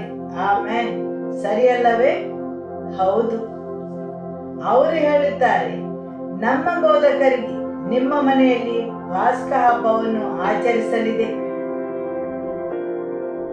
ಮತ್ತು ಆ ಮನುಷ್ಯನು ತನ್ನ ಮನೆಯನ್ನು ತೆರೆದು ಅಲ್ಲಿ ಸಿದ್ಧವಾಗಿಟ್ಟ ಎಲ್ಲ ವಸ್ತುಗಳನ್ನು ಅವರಿಗೆ ನೀಡುತ್ತಾನೆ. ಯಾಕೆಂದರೆ ಅದು ದೇವರ ಕಾರ್ಯಕ್ರಮವಾಗಿತ್ತು. ಹಾಲೆಲೂಯ. ಮತ್ತಾಯನ ಸುವಾರ್ತೆ ಅಧ್ಯಾಯ 17 ವಾಕ್ಯ 24ರಿಂದ 27. ಅವರು ಕಪರ್ನೌಮಿಗೆ ಬಂದಾಗ ದೇವಾಲಯಕ್ಕಾಗಿ ತೆರಿಗೆಯನ್ನು ಎತ್ತುವವರು ಪೇತ್ರನ ಬಳಿಗೆ ಬಂದು, ನಿಮ್ಮ ಬೋಧಕನು ದೇವಾಲಯದ ತೆರಿಗೆಯನ್ನು ಸಲ್ಲಿಸುವುದಿಲ್ಲವೆಂದು ಹೇಳಲು, ಹೌದು, ಸಲ್ಲಿಸುವನು ಅಂದನು. ಪೇತ್ರನು ಮನೆಯೊಳಗೆ ಬಂದಾಗ ಯೇಸು ಅವನಿಗಿಂತ ಮೊದಲೇ, ಸಿಮೋನ, ನಿನಗೆ ಹೇಗೆ ತೋರುತ್ತದೆ? ಭೂಲೋಕದ ಅರಸರು ಸುಂಕವನ್ನಾಗಲಿ ಮಂಡೆ ತೆರಿಗೆಯನ್ನಾಗಲಿ ಯಾರಿಂದ ತೆಗೆದುಕೊಳ್ಳುತ್ತಾರೆ? ತಮ್ಮ ಮಕ್ಕಳಿಂದಲೋ ಬೇರೆಯವರಿಂದಲೂ ಎಂದು ಕೇಳಿದನು. ಅವನು ಬೇರೆಯವರಿಂದ ಎಂದು ಉತ್ತರ ಕೊಡಲು ಯೇಸು ಅವನಿಗೆ, ಹಾಗಾದರೆ ಮಕ್ಕಳು ಅದಕ್ಕೆ ಒಳಗಾದವರಲ್ಲ, ಆದರೂ ನಮ್ಮ ವಿಷಯವಾಗಿ ಅವರು ಬೇಸರಗೊಳ್ಳಬಾರದು. ನೀನು ಸಮುದ್ರಕ್ಕೆ ಹೋಗಿ ಗಾಳ ಹಾಕಿ ಮೊದಲು ಸಿಕ್ಕುವ ಮೀನನ್ನು ಎತ್ತು. ಅದರ ಬಾಯಿ ತೆರೆದು ನೋಡಿದರೆ ಅದರಲ್ಲಿ ₹1 ಸಿಗುವುದು. ಅದನ್ನು ತೆಗೆದುಕೊಂಡು ನಮ್ಮಿಬ್ಬರಂತ ಹೇಳಿ ಅವರಿಗೆ ಕೊಡು ಎಂದು ಹೇಳಿದನು. ಆಮೆನ್. ಹೌದು, ಮಕ್ಕಳು ಯಾಕೆ ದೇವಾಲಯದ ತೆರಿಗೆಯನ್ನು ನೀಡಬೇಕಾಗಿಲ್ಲ ಎಂಬ ಕಾರಣವನ್ನು ತಿಳಿಸಲಿಲ್ಲ. ಯಾಕೆಂದರೆ ಮಕ್ಕಳು ಸ್ವತಂತ್ರರು. ಅವರ ಕೈಯಿಂದ ಅರಸನು ತೆರಿಗೆಯನ್ನು ತೆಗೆದುಕೊಳ್ಳುವುದಿಲ್ಲ. ಆದರೆ ಯೆಹೂದ್ಯರ ಕಾನೂನಿನಂತೆ ಅವರು ದೇವಾಲಯದ ತೆರಿಗೆಯನ್ನು ನೀಡಬೇಕಾಗಿತ್ತು. ಹೌದು, ಇಲ್ಲಿ ಯೇಸು ಒಬ್ಬ ಮಗನಾಗಿ ಆತನು ತೆರಿಗೆಯನ್ನು ನೀಡಬೇಕಾಗಿಲ್ಲ. ಆದರೂ ಯೆಹೂದ್ಯರ ಕಾನೂನನ್ನು ಉಲ್ಲಂಘಿಸಬಾರದೆಂದು ಯೇಸು ತೆರಿಗೆಯನ್ನು ನೀಡುತ್ತಾರೆ. ಪೇತ್ರನು ಯೇಸುವನ್ನು ಭೇಟಿಯಾದದ್ದು ಆತನು ಮೀನನ್ನು ಹಿಡಿಯುವಾಗ. ಆದರೆ ಆ ದಿನ ಆತನಿಗೆ ಯಾವುದೇ ಮೀನು ಸಿಕ್ಕಿರಲಿಲ್ಲ. ಸರಿಯಲ್ಲವೇ? ಹೌದು. ಮತ್ತು ಆ ದಿನ ಯೇಸು ಅವನಿಗೆ ಹೇಳಿದನು, ನಿನ್ನ ಬಲೆಯನ್ನು ಆಚೆ ಬದಿಗೆ ಬಿಸಾಡು. ಹೌದು, ಒಬ್ಬ ಅನುಭವವುಳ್ಳ ಮೀನುಗಾರನಾದರೂ ಕೆಲವೊಂದು ಸಮಯದಲ್ಲಿ ಆತನು ಮೀನನ್ನು ಹಿಡಿಯುವಲ್ಲಿ ವಿಫಲನಾಗುತ್ತಾನೆ. ಆ ದಿನ ಅವನು ಬರಿಗೈಯಲ್ಲಿ ಬಂದಿದ್ದಾನೆ. ಫಲವಿಲ್ಲದ ದುಡಿಮೆ. ಮತ್ತು ಇಲ್ಲಿ ಯೇಸು ಅವನಿಗೆ ಒಂದು ಕೆಲಸವನ್ನು ನೀಡಿ ಕಳುಹಿಸುತ್ತಾನೆ. ನೀನು ಸಮುದ್ರಕ್ಕೆ ಹೋಗಿ ಗಾಳ ಹಾಕಿ ಮೊದಲು ಸಿಕ್ಕುವ ಮೀನನ್ನು ಎತ್ತು. ಅದರ ಬಾಯಿ ತೆರೆದು ನೋಡಿದರೆ ಅದರಲ್ಲಿ ₹1 ಸಿಗುವುದು. ಹೌದು, ಇಲ್ಲಿ ದೇವರ ಕಾರ್ಯಸೂಚಿಯಂತೆ ಅವನು ಹೋದಾಗ ಅವನು ಅಲ್ಲಿ ಸೋಲಲು ಸಾಧ್ಯವೇ ಇಲ್ಲ. ಹೌದು, ಆ ಒಂದು ಮೀನನ್ನು ಹಿಡಿಯಲು ಅವನು ಇಡೀ ದಿನ ಕಾಯಬೇಕಾಗಿರಲಿಲ್ಲ. ಸರಿಯಲ್ಲವೇ? ಹೌದು, ಇಡೀ ರಾತ್ರಿ ಕುಳಿತುಕೊಂಡು ಗಾಳ ಹಾಕಿ ಆ ಮೀನಿಗೋಸ್ಕರ ಅವನು ಕಾಯಬೇಕಾಗಿರಲಿಲ್ಲ. ಹೌದು, ಹಲವು ಮೀನುಗಳನ್ನು ಹಿಡಿದು ಅವುಗಳ ಬಾಯಿ ತೆರೆದು ಅವುಗಳಲ್ಲಿ ₹1 ಸಿಕ್ಕು ಇದೆಯಾ ಎಂದು ಅವನು ಪರಿಶೀಲಿಸಬೇಕಾಗಿರಲಿಲ್ಲ. ಹೌದು, ನೀನು ಹಿಡಿದ ಮೊದಲ ಮೀನಿನ ಬಾಯಲ್ಲಿ ನಿನಗೆ ₹1 ಸಿಗುವುದು. ತಂದೆ ದೇವರ ಕಾರ್ಯಸೂಚಿಯಂತೆ ನೀವು ನಡೆದುಕೊಳ್ಳುವಾಗ ನೀವು ಯಾವುದಕ್ಕೋಸ್ಕರವಾಗಲಿ ಹೋರಾಟ ಬೇಕಾಗಿಲ್ಲ. ಅದು ತಾನಾಗಿ ನಿಮ್ಮ ಬಳಿಗೆ ಬರುತ್ತದೆ.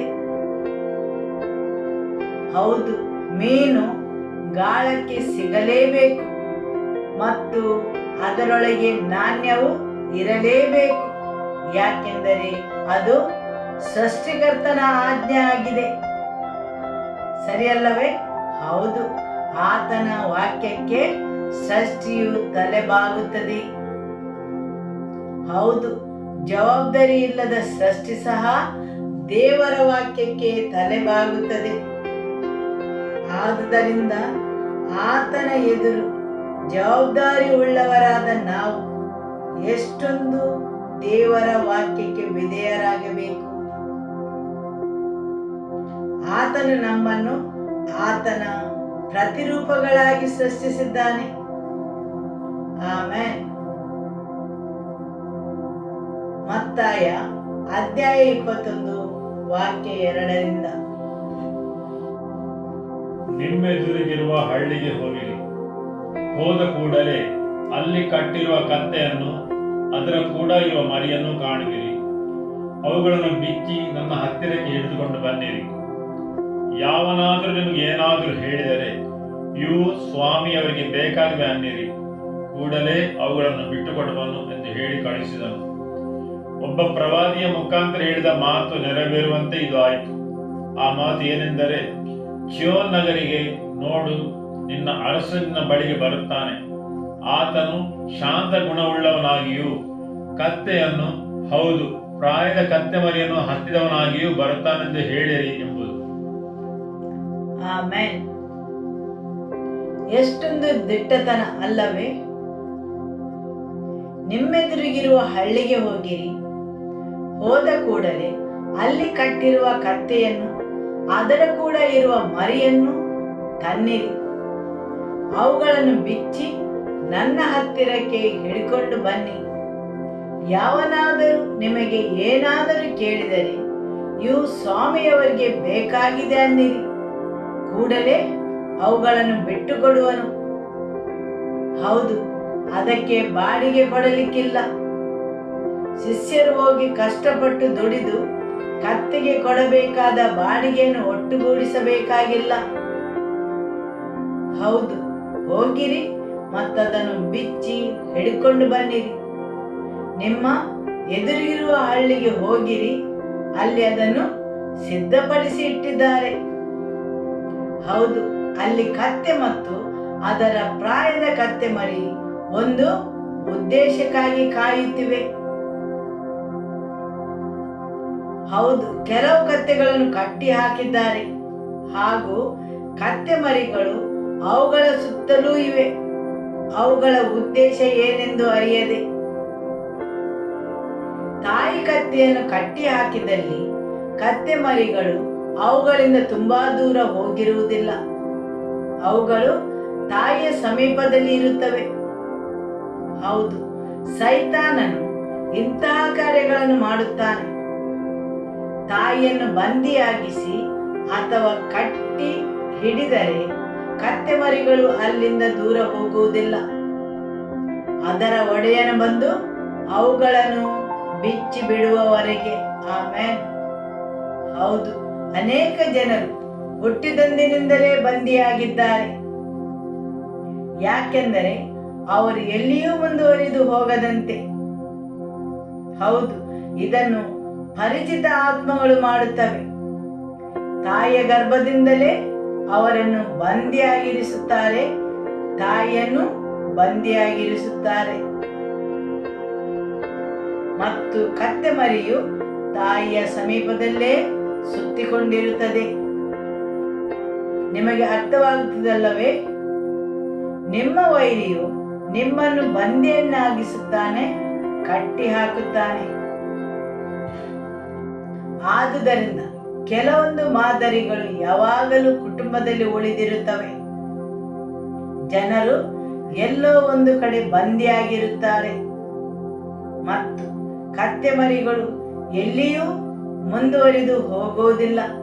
ಅವುಗಳು ಯಾವಾಗಲೂ ತಾಯಿಯ ಸುತ್ತಲೂ ಸುತ್ತುತ್ತಾ ಇರುತ್ತವೆ. ಮಾಲೀಕನು ಯಾರನ್ನಾದರೂ ಕಳುಹಿಸಿ ಅವುಗಳನ್ನು ಬಿಡಿಸಿರಿ ಎಂದು ಹೇಳುವವರೆಗೆ. ಸರಿಯಲ್ಲವೇ? ಆಮೆನ್. ಪ್ರತಿಯೊಬ್ಬರ ಜೀವನವು ಯೇಸುವಿನ ನಾಮದಲ್ಲಿ ಬಿಡುಗಡೆಗೊಳ್ಳಲಿ. ಸ್ವಾಮಿಯ ಉದ್ದೇಶಕ್ಕೋಸ್ಕರ, ಯೇಸುವಿನ ಸೇವೆಗೋಸ್ಕರ, ಯೇಸುವಿನ ನಾಮದಲ್ಲಿ. ಆಮೆನ್. ಹೌದು, ಕೆಲವೊಂದು ಸಮಯದಲ್ಲಿ ನಾವು ಒಂದೇ ಕಡೆ ಬಂದಿಯಾಗಿರುತ್ತೇವೆ, ನಮ್ಮ ಜೀವನದ ಉದ್ದೇಶವೇನೆಂದು ತಿಳಿಯದೆ. ಆ ಕತ್ತೆ ಮರಿಯನ್ನು ನೋಡಿ, ಅದು ಯಾವುದೇ ಉದ್ದೇಶವಿಲ್ಲದೆ ಅಲ್ಲಿ ನಿಂತಿತ್ತು. ಅದು ಕೇಳುತ್ತಿರಬಹುದು, ನನ್ನ ಜೀವನದ ಉದ್ದೇಶವೇನು ಎಂದು. ನಾನು ಈ ಸ್ಥಳದಲ್ಲಿ ಸಿಲುಕಿಕೊಂಡಿದ್ದೇನೆ. ಹೌದು, ಬೇರೆಲ್ಲ ಕತ್ತೆ ಮರಗಳನ್ನು ಸರಂಜಾಮು ಅನ್ನು ಹೊತ್ತು ಒಯ್ಯಲು ಉಪಯೋಗಿಸುತ್ತಾರೆ. ಆದರೆ ನನಗೆ ನನ್ನ ಜೀವನದಲ್ಲಿ ಯಾವುದೇ ಉದ್ದೇಶವಾಗಲಿ ಯೋಜನೆ ಆಗಲಿ ಇರುವುದನ್ನು ನಾನು ನೋಡುವುದಿಲ್ಲ. ಆದರೆ ಆ ಕತ್ತೆ ಮರಿಗೆ ಒಂದು ವಿಷಯ ತಿಳಿದಿತ್ತು, ಒಂದು ವೇಳೆ ಅದು ಅದರ ಮಾಲೀಕನನ್ನು ಭೇಟಿಯಾದರೆ ಅದಕ್ಕೆ ಬಿಡುಗಡೆ ಸಿಗುವುದೆಂದು. ಹೌದು, ಅದೇ ರೀತಿ ನಿಮ್ಮ ಜೀವನದಲ್ಲಿ ನೀವು ಎದುರಿಸುವ ಕೆಲವು ಸಮಸ್ಯೆಗಳು ನೀವು ನಿಮ್ಮ ಒಡೆಯನನ್ನು ಭೇಟಿಯಾಗಲು. Hallelujah, amen. ಹೌದು, ನಿಮಗೆ ಬಿಡುಗಡೆಯು ದೊರೆಯುವುದು ಆತನ ಉದ್ದೇಶಕ್ಕಾಗಿ. ಕೆಲವೊಮ್ಮೆ ನೀವು ಅನುಭವಿಸುವ ತೊಂದರೆಗಳನ್ನು ನೋಡಿ ಕೇಳಬಹುದು, ನಾನು ಯಾಕೆ ಇಲ್ಲಿದ್ದೇನೆ? ಯಾಕಾಗಿ ಇವುಗಳನ್ನು ನಾನು ಎದುರಿಸಬೇಕು? ಯಾಕೆ ಇಷ್ಟೊಂದು ಸಮಸ್ಯೆಗಳು? ನನ್ನ ಪರಿಸ್ಥಿತಿ ಯಾಕೆ ಬದಲಾಗುವುದಿಲ್ಲ? ಹೌದು, ಕೆಲವು ವಿಷಯಗಳು ಬದಲಾಗುತ್ತವೆ. ನಿಮ್ಮ ಮಾಲೀಕನು ಅದರ ಮೇಲೆ ಸವಾರಿ ಮಾಡಬೇಕಾದಾಗ ಮಾತ್ರ. ನಿಮ್ಮ ಒಡೆಯನಿಗೆ ಕತ್ತೆಯಾಗಲು ನೀವು ಸಿದ್ಧರಿದ್ದೀರಾ?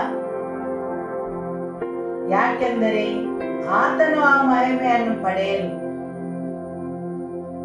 ಆಮೆನ್. ನಿಮ್ಮ ಕಾರ್ಯಕ್ರಮಗಳಿಗೆ ಅನುಸಾರವಾಗಿ ಅಲ್ಲ, ಬದಲಿಗೆ ಆತನ ಮಹಿಮೆಗೋಸ್ಕರ, ಆತನ ಉದ್ದೇಶಗೋಸ್ಕರ. ಹೌದು, ಅನೇಕ ಸಲ ನೀವು ಆಶ್ಚರ್ಯಚಕಿತರಾಗಿರಬಹುದು, ನನ್ನ ಜೀವನವು ಯಾಕೆ ಹೀಗಾಗಿದೆ ಎಂದು. ದಾನಿಯೇಲನು ಪ್ರವಾದನೆ ಮಾಡಿದ್ದ ಈ ಸಮಯದಲ್ಲಿ ನಿಮ್ಮ ಅರಸನು ಬರುತ್ತಾನೆಂದು ಮತ್ತು ಅವನು ಯೇಸು ಬರುವ ಸಮಯ ಮತ್ತು ದಿನವನ್ನು ಮುಂತಿಳಿಸುತ್ತಾನೆ. ಆದರೆ ಜಕಾರಿಯನು ಪ್ರವಾದನೆ ಮಾಡಿದ್ದ, ನಿಮ್ಮ ಅರಸನು ಕತ್ತೆ ಮರಿಯ ಮೇಲೆ ಕುಳಿತುಕೊಂಡು ಬರುವನು. ಹೌದು, ಪ್ರವಾದಿಗಳು ಪ್ರವಾದಿಸಿದ ಎಲ್ಲಾ ವಿಷಯಗಳು ನೆರವೇರಬೇಕಾಗಿತ್ತು. ಅದು ಹಲವೊಂದು ವರ್ಷಗಳ ಮೊದಲು. ಯೇಸು ಕತ್ತೆ ಮರಿಯ ಮೇಲೆ ಕುಳಿತುಕೊಂಡು ಯೆರೂಸಲೇಮಿಗೆ ಹೋಗಬೇಕೆಂಬುದು ತಂದೆ ದೇವರ ಕಾರ್ಯಸೂಚಿಯಾಗಿತ್ತು. ಆ ಕತ್ತೆ ಮರಿಯ ಮೇಲೆ ಅಲ್ಲಿಯವರೆಗೆ ಯಾರೂ ಸವಾರಿ ಮಾಡಿರಲಿಲ್ಲ, ಅದರ ಮೇಲೆ ಯಾರೂ ಕುಳಿತಿರಲಿಲ್ಲ. ಆ ಕತ್ತೆ ಮರಿಯು ಅಲ್ಲಿಯವರೆಗೆ ಆಶ್ಚರ್ಯಚಕಿತರಾಗಿ ಇರಬಹುದು. ನನ್ನಲ್ಲಿ ಏನಾದರೂ ಕೊರತೆ ಇದೆಯೇ? ಯಾಕೆ ಯಾರೂ ನನ್ನನ್ನು ಉಪಯೋಗಿಸುವುದಿಲ್ಲ? ಹೌದು, ಆ ಕತ್ತೆ ಮರಿಯು ಆಶ್ಚರ್ಯಭರಿತವಾಗಿ ಯೋಚಿಸುತ್ತಿರಬಹುದು, ನಾನು ಯಾಕೆ ಇಲ್ಲಿದ್ದೇನೆ? ನನ್ನ ಜೀವನದ ಉದ್ದೇಶವೇನು? ಆದರೆ ಅದನ್ನು ಆ ಬಿಗಿಯಾದ ಪರಿಸ್ಥಿತಿಯಲ್ಲಿ ಒಡೆಯನ ಉಪಯೋಗಕ್ಕೋಸ್ಕರ ಅದನ್ನಲ್ಲಿ ಬಿಟ್ಟಿದ್ದರು. ಆಮೆನ್. ಹೌದು, ನಿಮ್ಮ ಜೀವನದಲ್ಲಿ ನಿಮ್ಮನ್ನು ಕೆಲವು ಪರಿಸ್ಥಿತಿಗಳು ಬಂಧನದಲ್ಲಿಟ್ಟಿರಬಹುದು, ಹಿಡಿದಿಟ್ಟುಕೊಂಡಿರಬಹುದು. ಯಾಕೆಂದರೆ ದೇವರ ಸಮಯಕ್ಕೆ ನೀವು ಲಭ್ಯವಾಗಿರಬೇಕೆಂದು, ಆತನ ಕಾರ್ಯಕ್ಕೋಸ್ಕರ, ಆತನ ಉದ್ದೇಶಕ್ಕೋಸ್ಕರ. ಆಮೆನ್. ಹೌದು, ಆ ಕತ್ತೆ ಮರಿಯು ಬೇರೆ ಕತ್ತೆ ಮರಿಗಳನ್ನು ನೋಡಿ ಯೋಚಿಸಿರಬಹುದು, ಯಾವುದೇ ಕತ್ತೆ ಮರಿಯು ನನ್ನ ಸುತ್ತಲೂ ಇಲ್ಲ, ಆದರೆ ನಾನು ಮಾತ್ರ ಯಾಕೆ ಇಲ್ಲಿದ್ದೇನೆ? ನೀವು ಈ ರೀತಿ ಜನರು ಮಾತಾಡುವುದನ್ನು ಕೇಳಿದ್ದೀರಾ? ದೇವರು ನನ್ನನ್ನು ಪ್ರೀತಿಸುವುದಿಲ್ಲ, ಎಲ್ಲರ ಜೀವನದಲ್ಲಿ ಅವರಿಗೊಂದು ಉದ್ದೇಶವಿದೆ, ಆದರೆ ನನ್ನ ಜೀವನ ಯಾಕೆ ಹೀಗಾಗಿದೆ? ಯಾಕೆಂದರೆ ನಿಮ್ಮ ಸ್ವಾಮಿಯ ಉದ್ದೇಶಕ್ಕಾಗಿ. ಆಮೆನ್. ಹೌದು, ಕೆಲವೊಂದು ಬಂದಿಯಾದ ಸ್ಥಿತಿಗಳು, ಸಿಲುಕಿಗೊಂಡ ಪರಿಸ್ಥಿತಿಗಳು, ಯಾಕೆಂದರೆ ದೇವರ ಉದ್ದೇಶಕ್ಕಾಗಿ. ಹೌದು, ನೀವು ನಿಮ್ಮ ಸ್ವಾಮಿಗೆ ಲಭ್ಯವಾಗಿರಬೇಕೆಂದು. ಆಮೆನ್. ಹಾಲೆಲೂಯ. ಹೌದು, ಪ್ರವಾದಿಗಳು ಪ್ರವಾದಿಸಿದ್ದರು, ಯೇಸು ಸ್ವಾಮಿಯು ಒಂದು ಕತ್ತೆ ಮರಿಯ ಮೇಲೆ ಸವಾರಿ ಮಾಡಿಕೊಂಡು ಯೆರೂಸಲೇಮಿಗೆ ಬರುವರೆಂದು. ಆ ಕತ್ತೆ ಮರಿಯ ಮೇಲೆ ಯಾರೂ ಕುಳಿತಿರಲಿಲ್ಲ, ಯಾರೂ ಸವಾರಿ ಮಾಡಿರಲಿಲ್ಲ. ತಾಯಿ ಕತ್ತೆಯನ್ನು ಕಟ್ಟಿದ್ದರು ಮತ್ತು ಕತ್ತೆ ಮರಿಯು ಅದರ ಸಮೀಪ ನಿಂತುಕೊಂಡಿತ್ತು. ಯೇಸು ಒಬ್ಬ ಮನುಷ್ಯನನ್ನು ಅದರ ಬಿಡಿಗೋಡೆಗೋಸ್ಕರ ಕಳುಹಿಸಬೇಕಾಗಿತ್ತು. ಹೌದು, ಅದು ದೇವರ ಕಾರ್ಯಸೂಚಿಯಲ್ಲಿ ಹಾಗೇ ಇರುವುದರಿಂದ ದೇವರು ತನ್ನ ವಾಕ್ಯವನ್ನು ಘೋಷಿಸಿದಾಗ ಬೇಕಾದ ವಸ್ತು ಅಲ್ಲಿ ಸಿದ್ಧವಾಗಿತ್ತು. ಅವರು ಅದಕ್ಕೋಸ್ಕರ ದುಡಿಯಬೇಕಾಗಿರಲಿಲ್ಲ. ಸರಿಯಲ್ಲವೇ? ಆಮೆನ್. ಕೀರ್ತನೆ 114 ವಾಕ್ಯ 1-5. ಇಸ್ರಾಯೇಲರು ಐಗುಪ್ತ ದೇಶವನ್ನು ಯಾಕೋಬನ ಮನೆತನದವರು ಅನ್ಯ ಭಾಷೆಯ ಜನಾಂಗವನ್ನು ಬಿಟ್ಟ ಮೇಲೆ ಯಹೂದವು ದೇವರ ಪರಿಶುದ್ಧ ವಾಸಸ್ಥಾನವು, ಇಸ್ರಾಯೇಲು ಆತನ ರಾಜ್ಯವೂ ಆದವು. ಸಮುದ್ರವು ಕಂಡು ಓಡಿ ಹೋಯಿತು, ಯೋರ್ದಾನ್ ಹೊಳೆಯು ಹಿಂದಿರುಗಿತು. ಪರ್ವತಗಳು ಟಗರುಗಳಂತೆಯೂ ಗುಡ್ಡಗಳು ಕುರಿಮರಿಗಳಂತೆ ಹಾರಾಡಿದವು. ಸಮುದ್ರವೇ, ನಿನಗೇನಾಯಿತು? ಯಾಕೆ ಓಡಿ ಹೋಗುತ್ತಿ? ಯೋರ್ದನೆ, ಯಾಕೆ ಹಿಂದಿರುಗುತ್ತಿ? ಆಮೆನ್. ಇದನ್ನು ತಿಳಿಸುವುದು ಇಸ್ರಾಯೇಲರು ಐಗುಪ್ತ ದೇಶವನ್ನು ಬಿಟ್ಟು ಹೊರಬಂದ ಸಮಯ. ದೇವರ ವಾಕ್ಯ ಹೇಳುತ್ತದೆ, ಅನ್ಯ ಭಾಷೆಯ ಜನಾಂಗದವರೆಂದು. ಯಾವಾಗ ದೇವರ ವಾಕ್ಯವು ಅನ್ಯ ಭಾಷೆ ಜನಾಂಗದವರೆಂದು ಹೇಳುತ್ತದೆ, ಅದು ಬಂಧನದ ಸಮಯವಾಗಿದೆ, ಅಂದರೆ ದಬ್ಬಾಳಿಕೆಯ ಸಮಯ. ಯೆರೆಮೀಯನ ಗ್ರಂಥ ಅಧ್ಯಾಯ 5 ವಾಕ್ಯ 15. ಈಗೋ ಇಸ್ರಾಯೇಲ್ ವಂಶವೇ, ಯೆಹೋವನ ಮಾತನ್ನು ಕೇಳು. ನಾನು ಒಂದು ಜನಾಂಗವನ್ನು ದೂರದಿಂದ ನಿಮ್ಮ ಮೇಲೆ ಬರಮಾಡುವೆನು. ಅದು ತಲತಲಾಂತರಗಳಿಂದ ಸ್ಥಿರವಾದ ಜನಾಂಗ, ಅದರ ಭಾಷೆಯು ನಿನಗೆ ತಿಳಿಯದು. ಹೌದು, ಅದು ಒಂದು ಸ್ಥಿರವಾದ ಜನಾಂಗ, ಅದರ ಭಾಷೆಯು ನಿನಗೆ ತಿಳಿಯದು. ಅನ್ಯ ಭಾಷೆಯ ಜನಾಂಗದವರು. ಹೌದು, ಅನ್ಯ ಭಾಷೆಯ ಜನಾಂಗದವರು ಇಸ್ರೇಲ್ ಜನರಿಗೆ ಏನನ್ನು ಮಾಡಿದರು?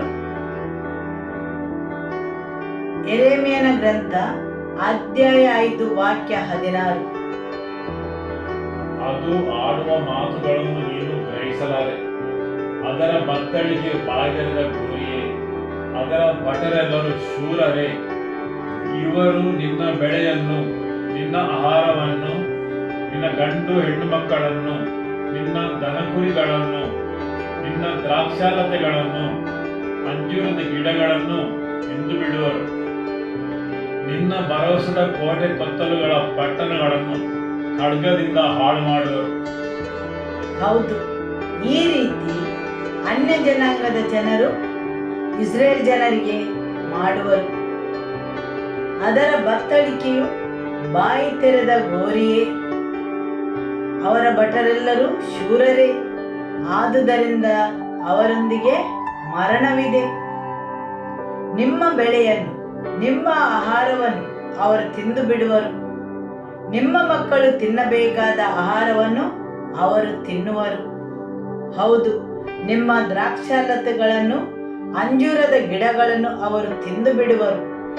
ನಿಮ್ಮ ಕಷ್ಟದ ಫಲವನ್ನು ಅವರು ತಿಂದು ಬಿಡುವರು. ಹೀಗೆ ನಿಮ್ಮ ವೈರಿಯು ಮಾಡುತ್ತಾನೆ. ಅನ್ಯ ಭಾಷೆಯ ಜನಾಂಗದವರು ಅಂದರೆ ನಿಮ್ಮ ವೈರಿ, ನಿಮ್ಮ ಮೇಲೆ ದಬ್ಬಾಳಿಕೆ ನಡೆಸುವವನು ಬಂದು ನಿಮ್ಮದಾಗಿದ್ದ ಎಲ್ಲವನ್ನೂ ಅವನು ತಿಂದು ಬಿಡುವನು. ಅವನು ಬರುವುದು ನಿಮ್ಮನ್ನು ನಾಶ ಮಾಡಲು.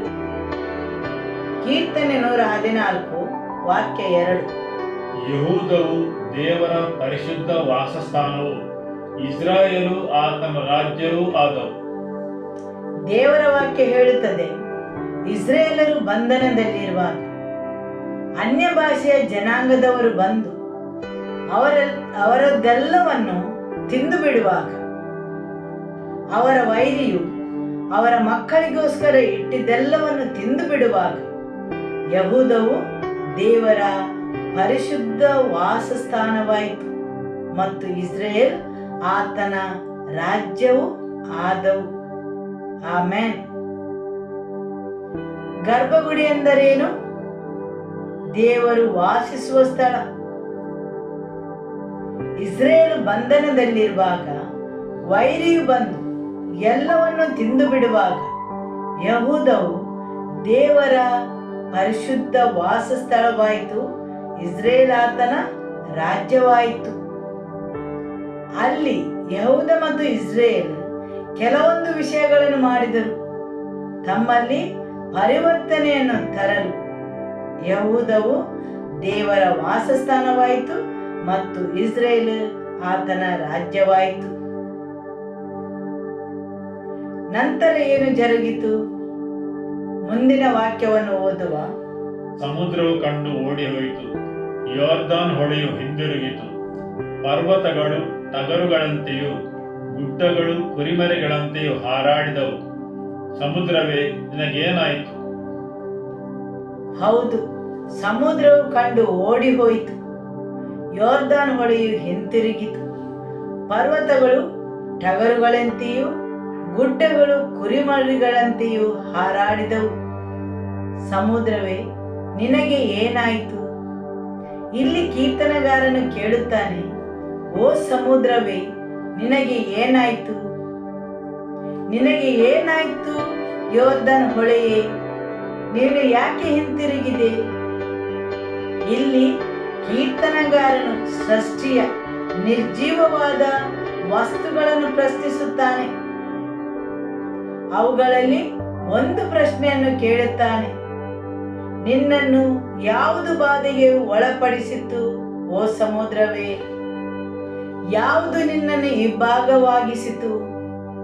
ಯೆಹೂದವು ದೇವರ ಪರಿಶುದ್ಧ ವಾಸಸ್ಥಾನ ಹಾಗೂ ಇಸ್ರೇಲ್ ಆತನ ರಾಜ್ಯವಾದಾಗ ನೀನು ಯಾಕೆ ಅವರ ಎದುರಿನಿಂದ ಓಡಿ ಹೋದೆ? ಯೋರ್ದನ್ ಹೊಳೆಯೇ, ನೀನು ಯಾಕೆ ಹಿಂತಿರುಗಿದೆ? ನಿನಗೆ ಯಾವುದು ಬಾಧೆ ಪಡಿಸಿತು? ಪರ್ವತಗಳು ಯಾಕೆ ಹಾರಾಡಿದವು ಕುರಿಮರಿಗಳಂತೆ? ಹೌದು, ಯೆಹೂದ್ಯವು ದೇವರ ಪರಿಶುದ್ಧ ವಾಸಸ್ಥಾನವಾಗಲು ನಿಶ್ಚಯಿಸಿದಾಗ ಮತ್ತು ಅದು ಪರಿಶುದ್ಧ ವಾಸಸ್ಥಾನ ಆದಾಗ ಸೃಷ್ಟಿಯ ಮೇಲೆ ಅದರ ಪರಿಣಾಮ ಬೀರಿತು. ಹಾಲೆಲೂಯ. ಇಲ್ಲಿ ದೇವರ ವಾಕ್ಯ ಹೇಳುತ್ತದೆ, ಸಮುದ್ರವೇ, ನಿನಗೆ ಏನಾಯಿತು? ಇಲ್ಲಿ ಹೇಳುವುದು ಕೆಂಪು ಸಮುದ್ರದ ಬಗ್ಗೆ, ಸರಿಯಲ್ಲವೇ? ಅದು ದೇವರ ಉಪಸ್ಥಿತಿಯಲ್ಲಿ ಇಸ್ರೇಲರ ಮುಂದೆ ಇಬ್ಬಾಗವಾಯಿತು. ಅವರ ಪ್ರಯಾಣದ ಆರಂಭದಲ್ಲಿ ಜರುಗಿದ ಈ ಘಟನೆ ಬಗ್ಗೆ ಇಲ್ಲಿ ತಿಳಿಸುತ್ತಾರೆ. ಯೋರ್ದಾನ್ ಹೊಳೆಯು ಯಾವಾಗ ಅವರ ಎದುರಲ್ಲಿ ಒಣಗಿ ಹೋಯಿತು? ಅವರ ಪ್ರಯಾಣವು ಕೊನೆಗೊಳ್ಳುವ ಸಮಯದಲ್ಲಿ, ಅವರು ವಾಗ್ದಾನದ ನಾಡನ್ನು ಪ್ರವೇಶಿಸುವ ಮೊದಲು. ಯೋರ್ದಾನ್ ಹೊಳೆಯು ತುಂಬಿ ಹರಿಯುವಾಗ ದೇವರು ಅವರಿಗೆ ಹೇಳುತ್ತಾರೆ, ಅದನ್ನು ದಾಟಿ ವಾಗ್ದಾನದ ನಾಡನ್ನು ಸೇರಲು. ಹೌದು, ಯೊರ್ದಾನ್ ಹೊಳೆಯು ತುಂಬಿ ಹರಿಯುವಾಗ ದೇವರು ಅವರಿಗೆ ಹೇಳುತ್ತಾರೆ ಅದನ್ನು ದಾಟಲು. ಮತ್ತು ಯಾಜಕರು ಮಂಜೂಷವನ್ನು ಹೊತ್ತುಕೊಂಡು ಅವರ ಕಾಲನ್ನು ನೀರಲ್ಲಿಟ್ಟ ತಕ್ಷಣ ತುಂಬಿ ಹರಿಯುವ ನೀರು ಹಿಂದಕ್ಕೆ ಸರಿಯಿತು. ಅದು ಅವರ ಪ್ರಯಾಣದ ಕೊನೆಯಲ್ಲಿ ಜರುಗಿದ ಘಟನೆಯಾಗಿತ್ತು. ಹೌದು, ಅವರ ಪ್ರಯಾಣದ ಆರಂಭದಿಂದ ಕೊನೆಯವರೆಗೆ ದೇವರು ಇಸ್ರೇಲರ ನಡುವೆ ಮಾಡಿದ ಎಲ್ಲ ವಿಷಯಗಳ ಬಗ್ಗೆ, ದೇವರ ಉಪಸ್ಥಿತಿಯು ಬರುವಾಗ ಸೃಷ್ಟಿಯಲ್ಲಿ ಯಾವ ಪರಿಣಾಮ ಬೀರಿತು ಎಂದು ತಿಳಿಸುತ್ತದೆ. ಆಮೆನ್. ಈಗ ನಿಮಗೆ ಅರ್ಥವಾಯಿತಲ್ಲವೇ? ಹಾಲೆಲೂಯ. ಹೌದು, ದೇವರ ಉಪಸ್ಥಿತಿಯು ಸೃಷ್ಟಿಯ ಮೇಲೆ ಪರಿಣಾಮ ಬೀರಿತು. ಇಸ್ರೇಲರ ಪ್ರಯಾಣಕ್ಕೆ ಅಡ್ಡಿಯಾಗುವಂತ ಎಲ್ಲಾ ವಿಷಯಗಳು ಬದಿಗೆ ಸರಿದು ಅವರಿಗೆ ದಾರಿಯನ್ನು ಮಾಡಿಕೊಟ್ಟವು. ಸಮುದ್ರ ಅಥವಾ ನೀರು ಜನರ ಸಮೂಹವನ್ನು ಸೂಚಿಸುತ್ತದೆ. ಪ್ರಕಟಣೆ ಅಧ್ಯಾಯ 17 ವಾಕ್ಯ 15. ಇನ್ನು ಆ ದೇವದೂತನು ನನಗೆ ಹೇಳಿದ್ದು, ಆ ಜಾರ ಸ್ತ್ರೀಯು ವಾಸಿಸಿರುವ ನೀರುಗಳನ್ನು ಕಂಡಿಯಲ್ಲ, ಅವು ಪ್ರಜೆ ಸಮೂಹ ಜನಭಾಷೆಗಳನ್ನು ಸೂಚಿಸುತ್ತವೆ.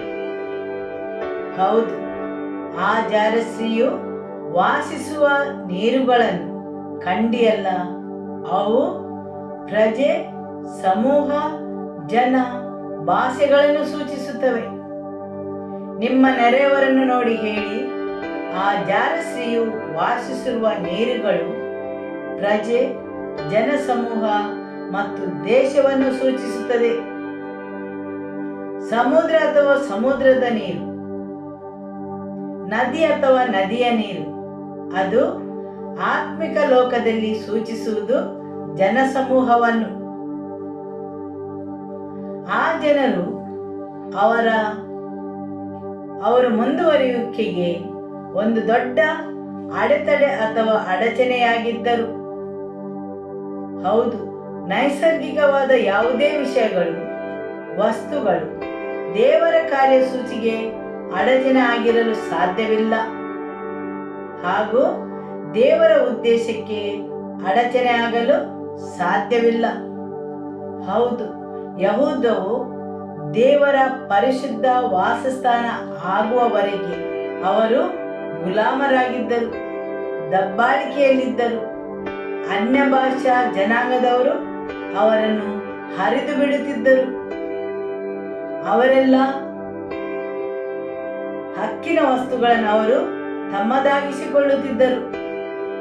ಆದರೆ ಯಾವಾಗ ಯಹೂದ್ಯವು ದೇವರ ಪರಿಶುದ್ಧ ವಾಸಸ್ಥಾನ ಆಯಿತು, ಪ್ರತಿಯೊಂದು ಸೃಷ್ಟಿಯು ಅವರಿಗೆ ದಾರಿ ಮಾಡಿಕೊಡಲು ಪ್ರಾರಂಭಿಸಿದವು. ಪರ್ವತಗಳು ಮತ್ತು ಗುಡ್ಡಗಳು ಕುಣಿದಾಡಿದವು. ಅಂದರೆ ಅಲ್ಲಿ ಆನಂದ ಉಲ್ಲಾಸ ಬಂತು. ಅಂದರೆ ದೇವರ ಸೃಷ್ಟಿಯಲ್ಲಿ ಆನಂದ ಉಲ್ಲಾಸ ಉಂಟಾಯಿತು.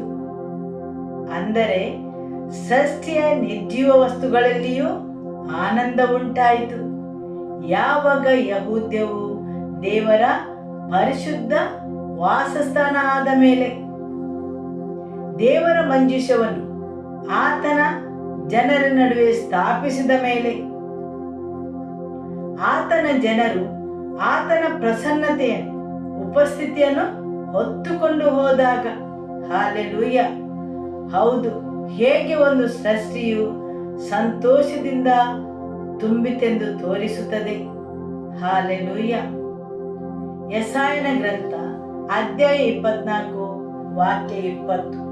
ಭೂಮಿಯು ಅಮಲೇರಿದವನ ಹಾಗೆ ಓಲಾಡುತ್ತದೆ, ಮಂಚಿಗೆಯಂತೆ ತೂಗಾಡುತ್ತದೆ. ಅದರ ದ್ರೋಹವು ಅದಕ್ಕೆ ಭಾರವಾಗಿದೆ, ಅದು ಬಿದ್ದು ಹೋಗ್ತಿದೆ, ತಿರುಗಿ ಏಳುವುದೇ ಇಲ್ಲ. ಆಮೆನ್. ಭೂಮಿಯು ಅಮಲೇರಿದವನ ಹಾಗೆ ಹೋಲಾಡುತ್ತದೆ, ಮನುಷ್ಯನ ದ್ರೋಹ ಮತ್ತು ದುಷ್ಟತನದಿಂದಾಗಿ. ಹೌದು, ಭೂಮಿಯು ಅಮಲೇರಿದವನ ಹಾಗೆ ಓಲಾಡುತ್ತದೆ, ಯಾಕೆ?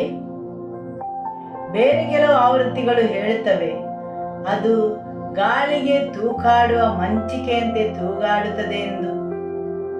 ಡೇರೆಯನ್ನು ಗಾಳಿಗೆ ಬಿಸಾಡಿದ ಹಾಗೆ. ಹೌದು, ಭೂಮಿಯು ಓಲಾಡುತ್ತದೆ ಅಥವಾ ಗಾಳಿಗೆ ತೂಕಾಡುವ ಮಂಚಿಕೆಯಂತೆ ತೂಕಾಡುತ್ತದೆ. ಯಾಕೆಂದರೆ ಅದರ ದ್ರೋಹವು ಅದಕ್ಕೆ ಭಾರವಾಗಿದೆ ಮತ್ತು ಅಲ್ಲಿ ವಾಸಿಸುವ ಜನರ ದುಷ್ಟತನದಿಂದಾಗಿ ಭೂಮಿಯು ನೋವಲ್ಲಿದೆ. ದೇವರ ವಾಕ್ಯ ಹೇಳುತ್ತದೆ, ಅದರಲ್ಲಿ ವಾಸಿಸುವ ಜನರ ದುಷ್ಟತನದಿಂದಾಗಿ ಅದು ಓಲಾಡುತ್ತದೆ. ಆದರೆ ದೇವರ ವಾಕ್ಯ ಹೇಳುತ್ತದೆ, ಯಾವಾಗ ಇಸ್ರೇಲ್ ರಾಜ್ಯವಾಯಿತು, ಯೆಹೂದ್ಯವು ದೇವರ ಪರಿಶುದ್ಧ ವಾಸಸ್ಥಾನವಾಯಿತು, ಭೂಮಿಯು ಆನಂದಿಸಲು ಪ್ರಾರಂಭಿಸಿತು, ಪರ್ವತಗಳು ಕುಣಿದಾಡಿದವು. ನಾವು ಜೀವಿಸುವ ಈ ಸಮಯದಲ್ಲಿ ಅನೇಕ ಪ್ರವಾದನೆಗಳು ಜರುಗುವುದನ್ನು ನಾವು ನೋಡುತ್ತೇವೆ. ಹಾಲೆಲೂಯ! ಅದೆಲ್ಲವುಗಳು ರಾಜಾದಿರಾಜನ ಬರೋಣವನ್ನು ಸೂಚಿಸುತ್ತವೆ. ಹಾಗೂ ಇನ್ನೊಂದು ಬದಿಯಲ್ಲಿ ದೇವರು ಆತನ ಮಹಿಮೆಯಲ್ಲಿ ಆತನ ಸಭೆಯನ್ನು ತುಂಬಿಸುತ್ತಾನೆ. ಹಾಲೆಲೂಯ! ಹೌದು, ದೇವರು ಆತನ ಮಹಿಮೆಯನ್ನು ಈ ಭೂಲೋಕದಲ್ಲಿ ಸ್ಪಷ್ಟಪಡಿಸುತ್ತಾನೆ ಮತ್ತು ಆತನ ಜನರ ಮೇಲೆ, ಆತನ ಸಭೆಯ ಮೇಲೆ ಆತನ ಮಹಿಮೆಯನ್ನು ಸುರಿಸುತ್ತಾನೆ. ಆಮೆನ್. ದೇವರು ಆತನ ಜನರನ್ನು ಸಿದ್ಧಪಡಿಸುತ್ತಾನೆ.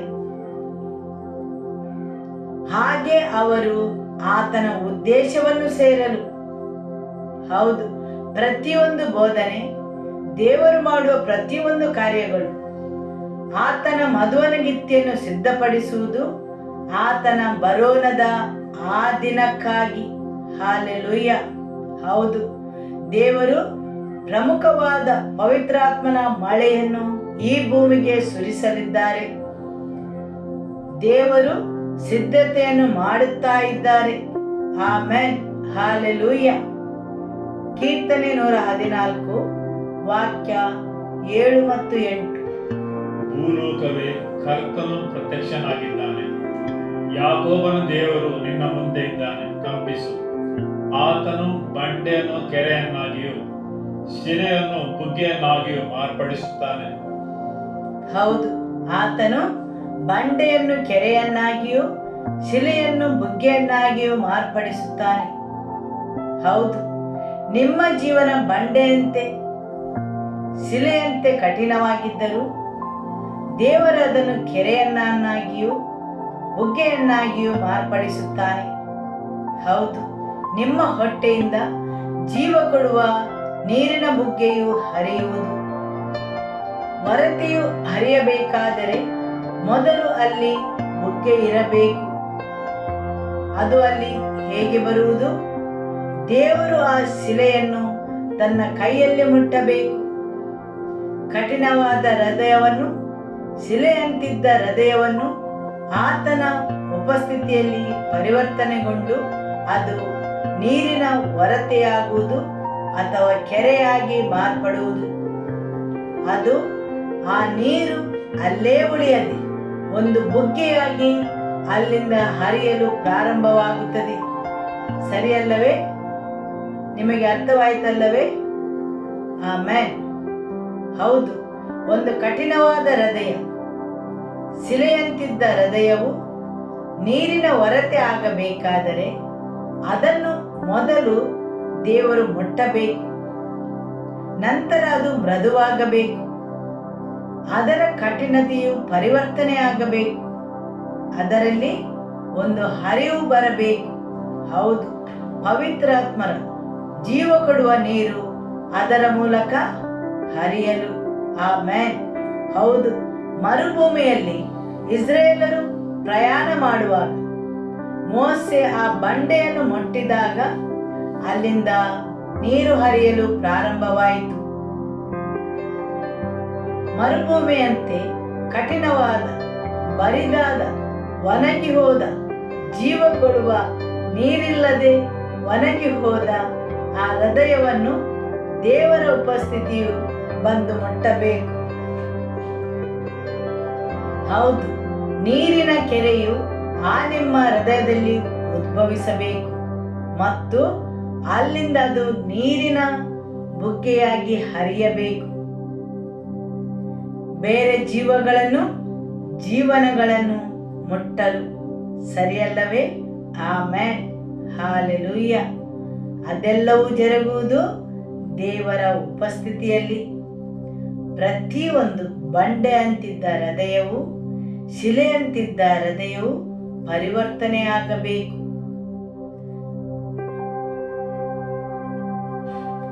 ನಮ್ಮ ಯೆಹೋವ ದೇವರಿಗೆ ಸಮಾನರು ಯಾರು? ಆತನು ಉನ್ನತ ಲೋಕದಲ್ಲಿ ಆಸನಾರೂಢನಾಗಿ ಆಕಾಶವನ್ನು ಭೂಮಿಯನ್ನು ನೋಡಲಿಕ್ಕೆ ಬಾಗುತ್ತಾನೆ. ಆತನು ದೀನರನ್ನು ಧೂಳಿನಿಂದ ಎಬ್ಬಿಸಿ ಬಡವರನ್ನು ತಿಪ್ಪೆಯಿಂದ ಎತ್ತುತ್ತಾನೆ.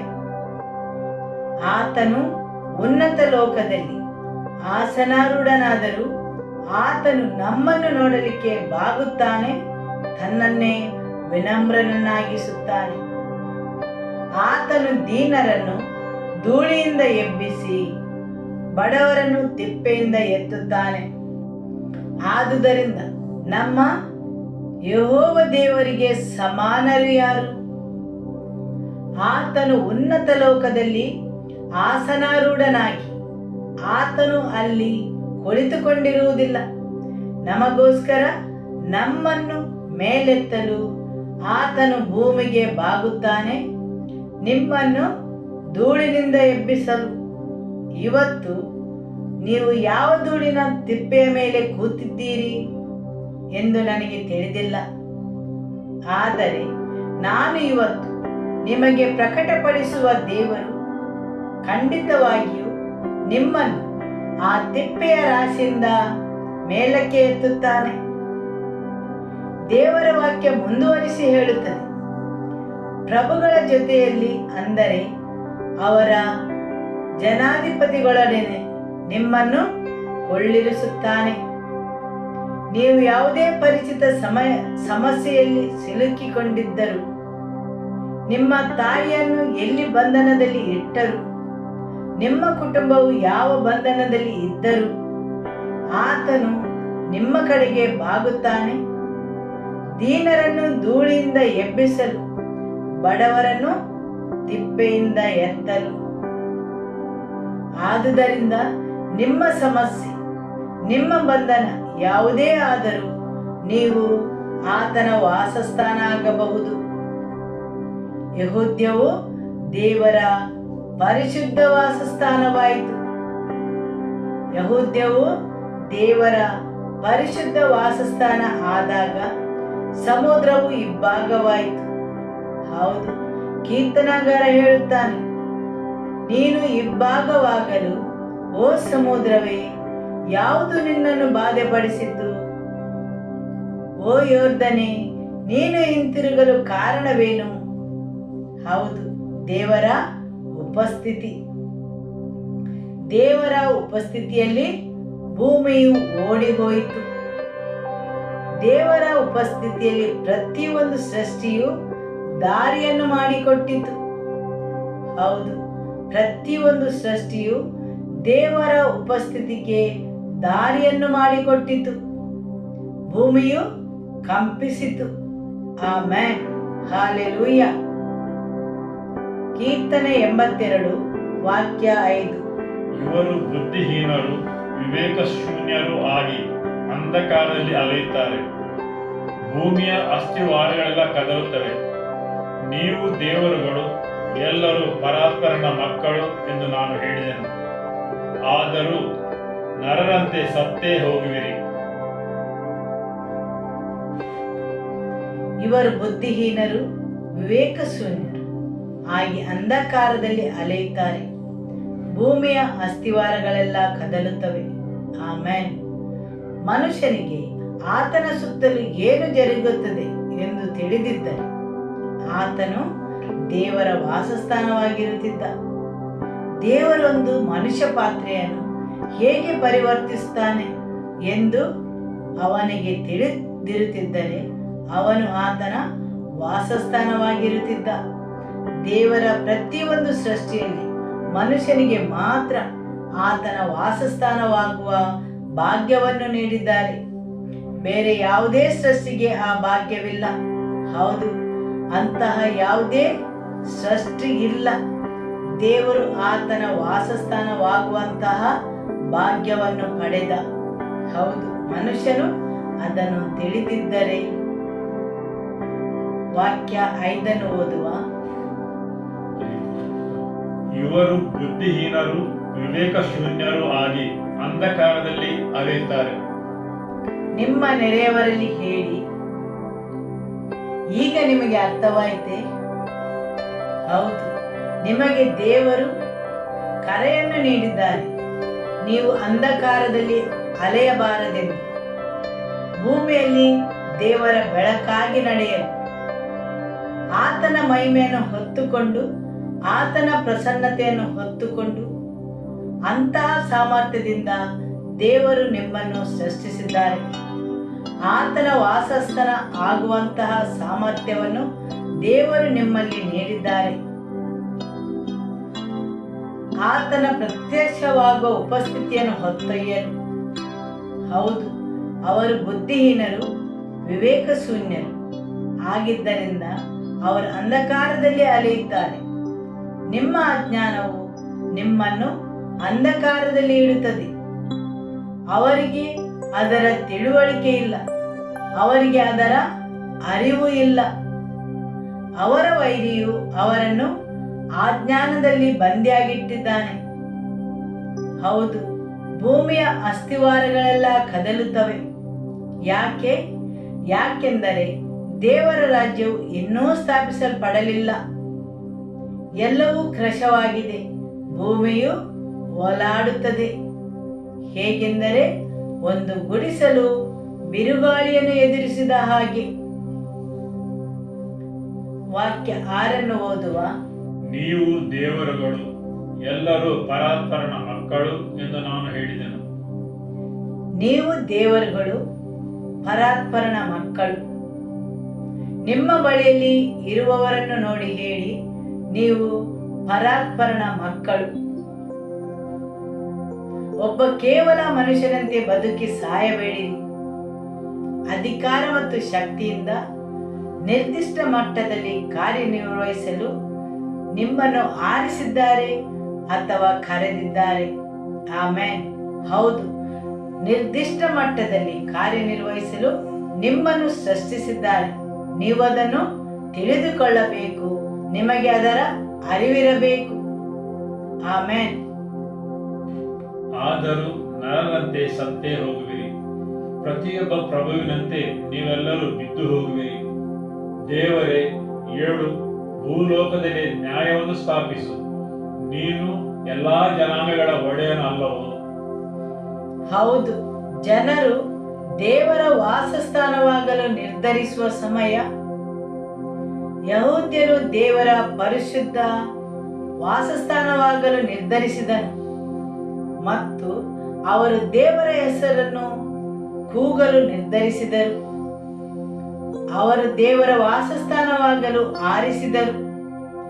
ದೇವರ ವಾಕ್ಯ ಹೇಳುತ್ತದೆ, ಆವಾಗ ನೀರು ಅವರ ಎದುರಲ್ಲಿ ಇಬ್ಬಾಗವಾಯಿತು.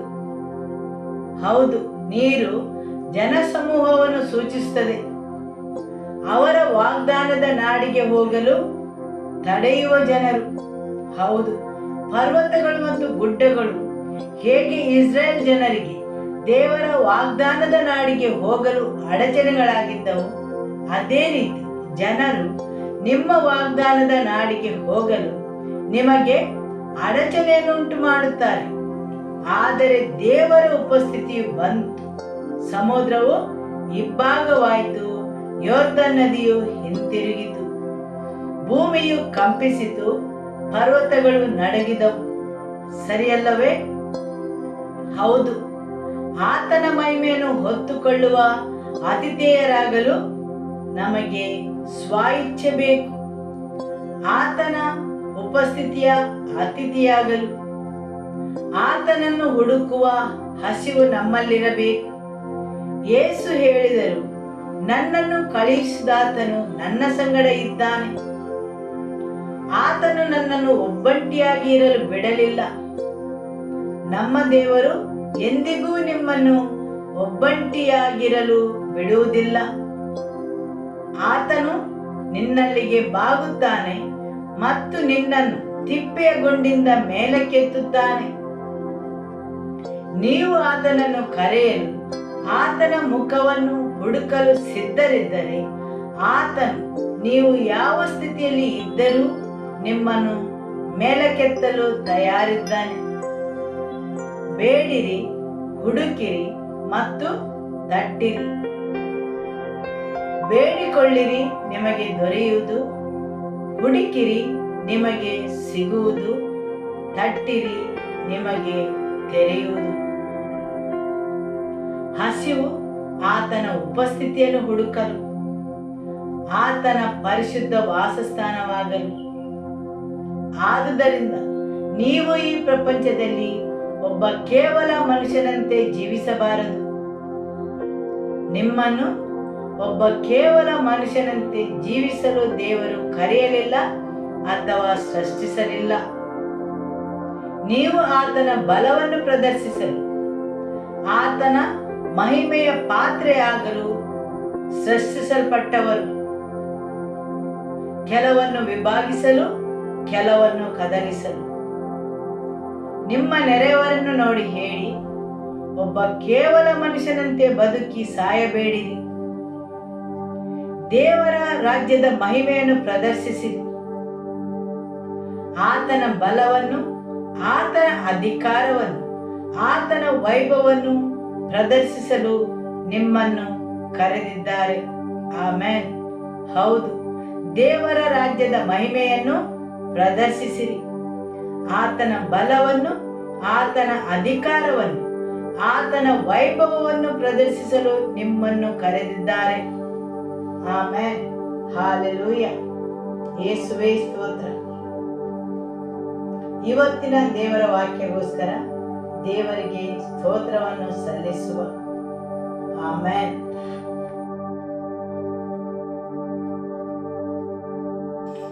Hallelujah. Every life in this place, Lord, we bring them under your blood and lordship, Lord. We cancel every claims and every works of the enemy against the lives of your people, Lord, against their advancement, Lord. Oh, every kind of deceptions, Lord, every lies, we are uprooted by the truth of your word, Lord. Let their hearts and their minds to be freed in the name of Jesus. Every life we cover it by your blood, Lord. Continue to build them up for your glory, Lord. In your hands I entrust them, and I bless them in the name of the Father. I bless them in the name of the Lord Jesus, and I bless them in the name of the Holy Spirit. Amen. And may the love of God the Father, may the peace of our Lord Jesus Christ, and the fellowship of the Holy Spirit be with you all. Go in the peace of the Lord, the Lord be with you. Amen. Hallelujah. Shalom.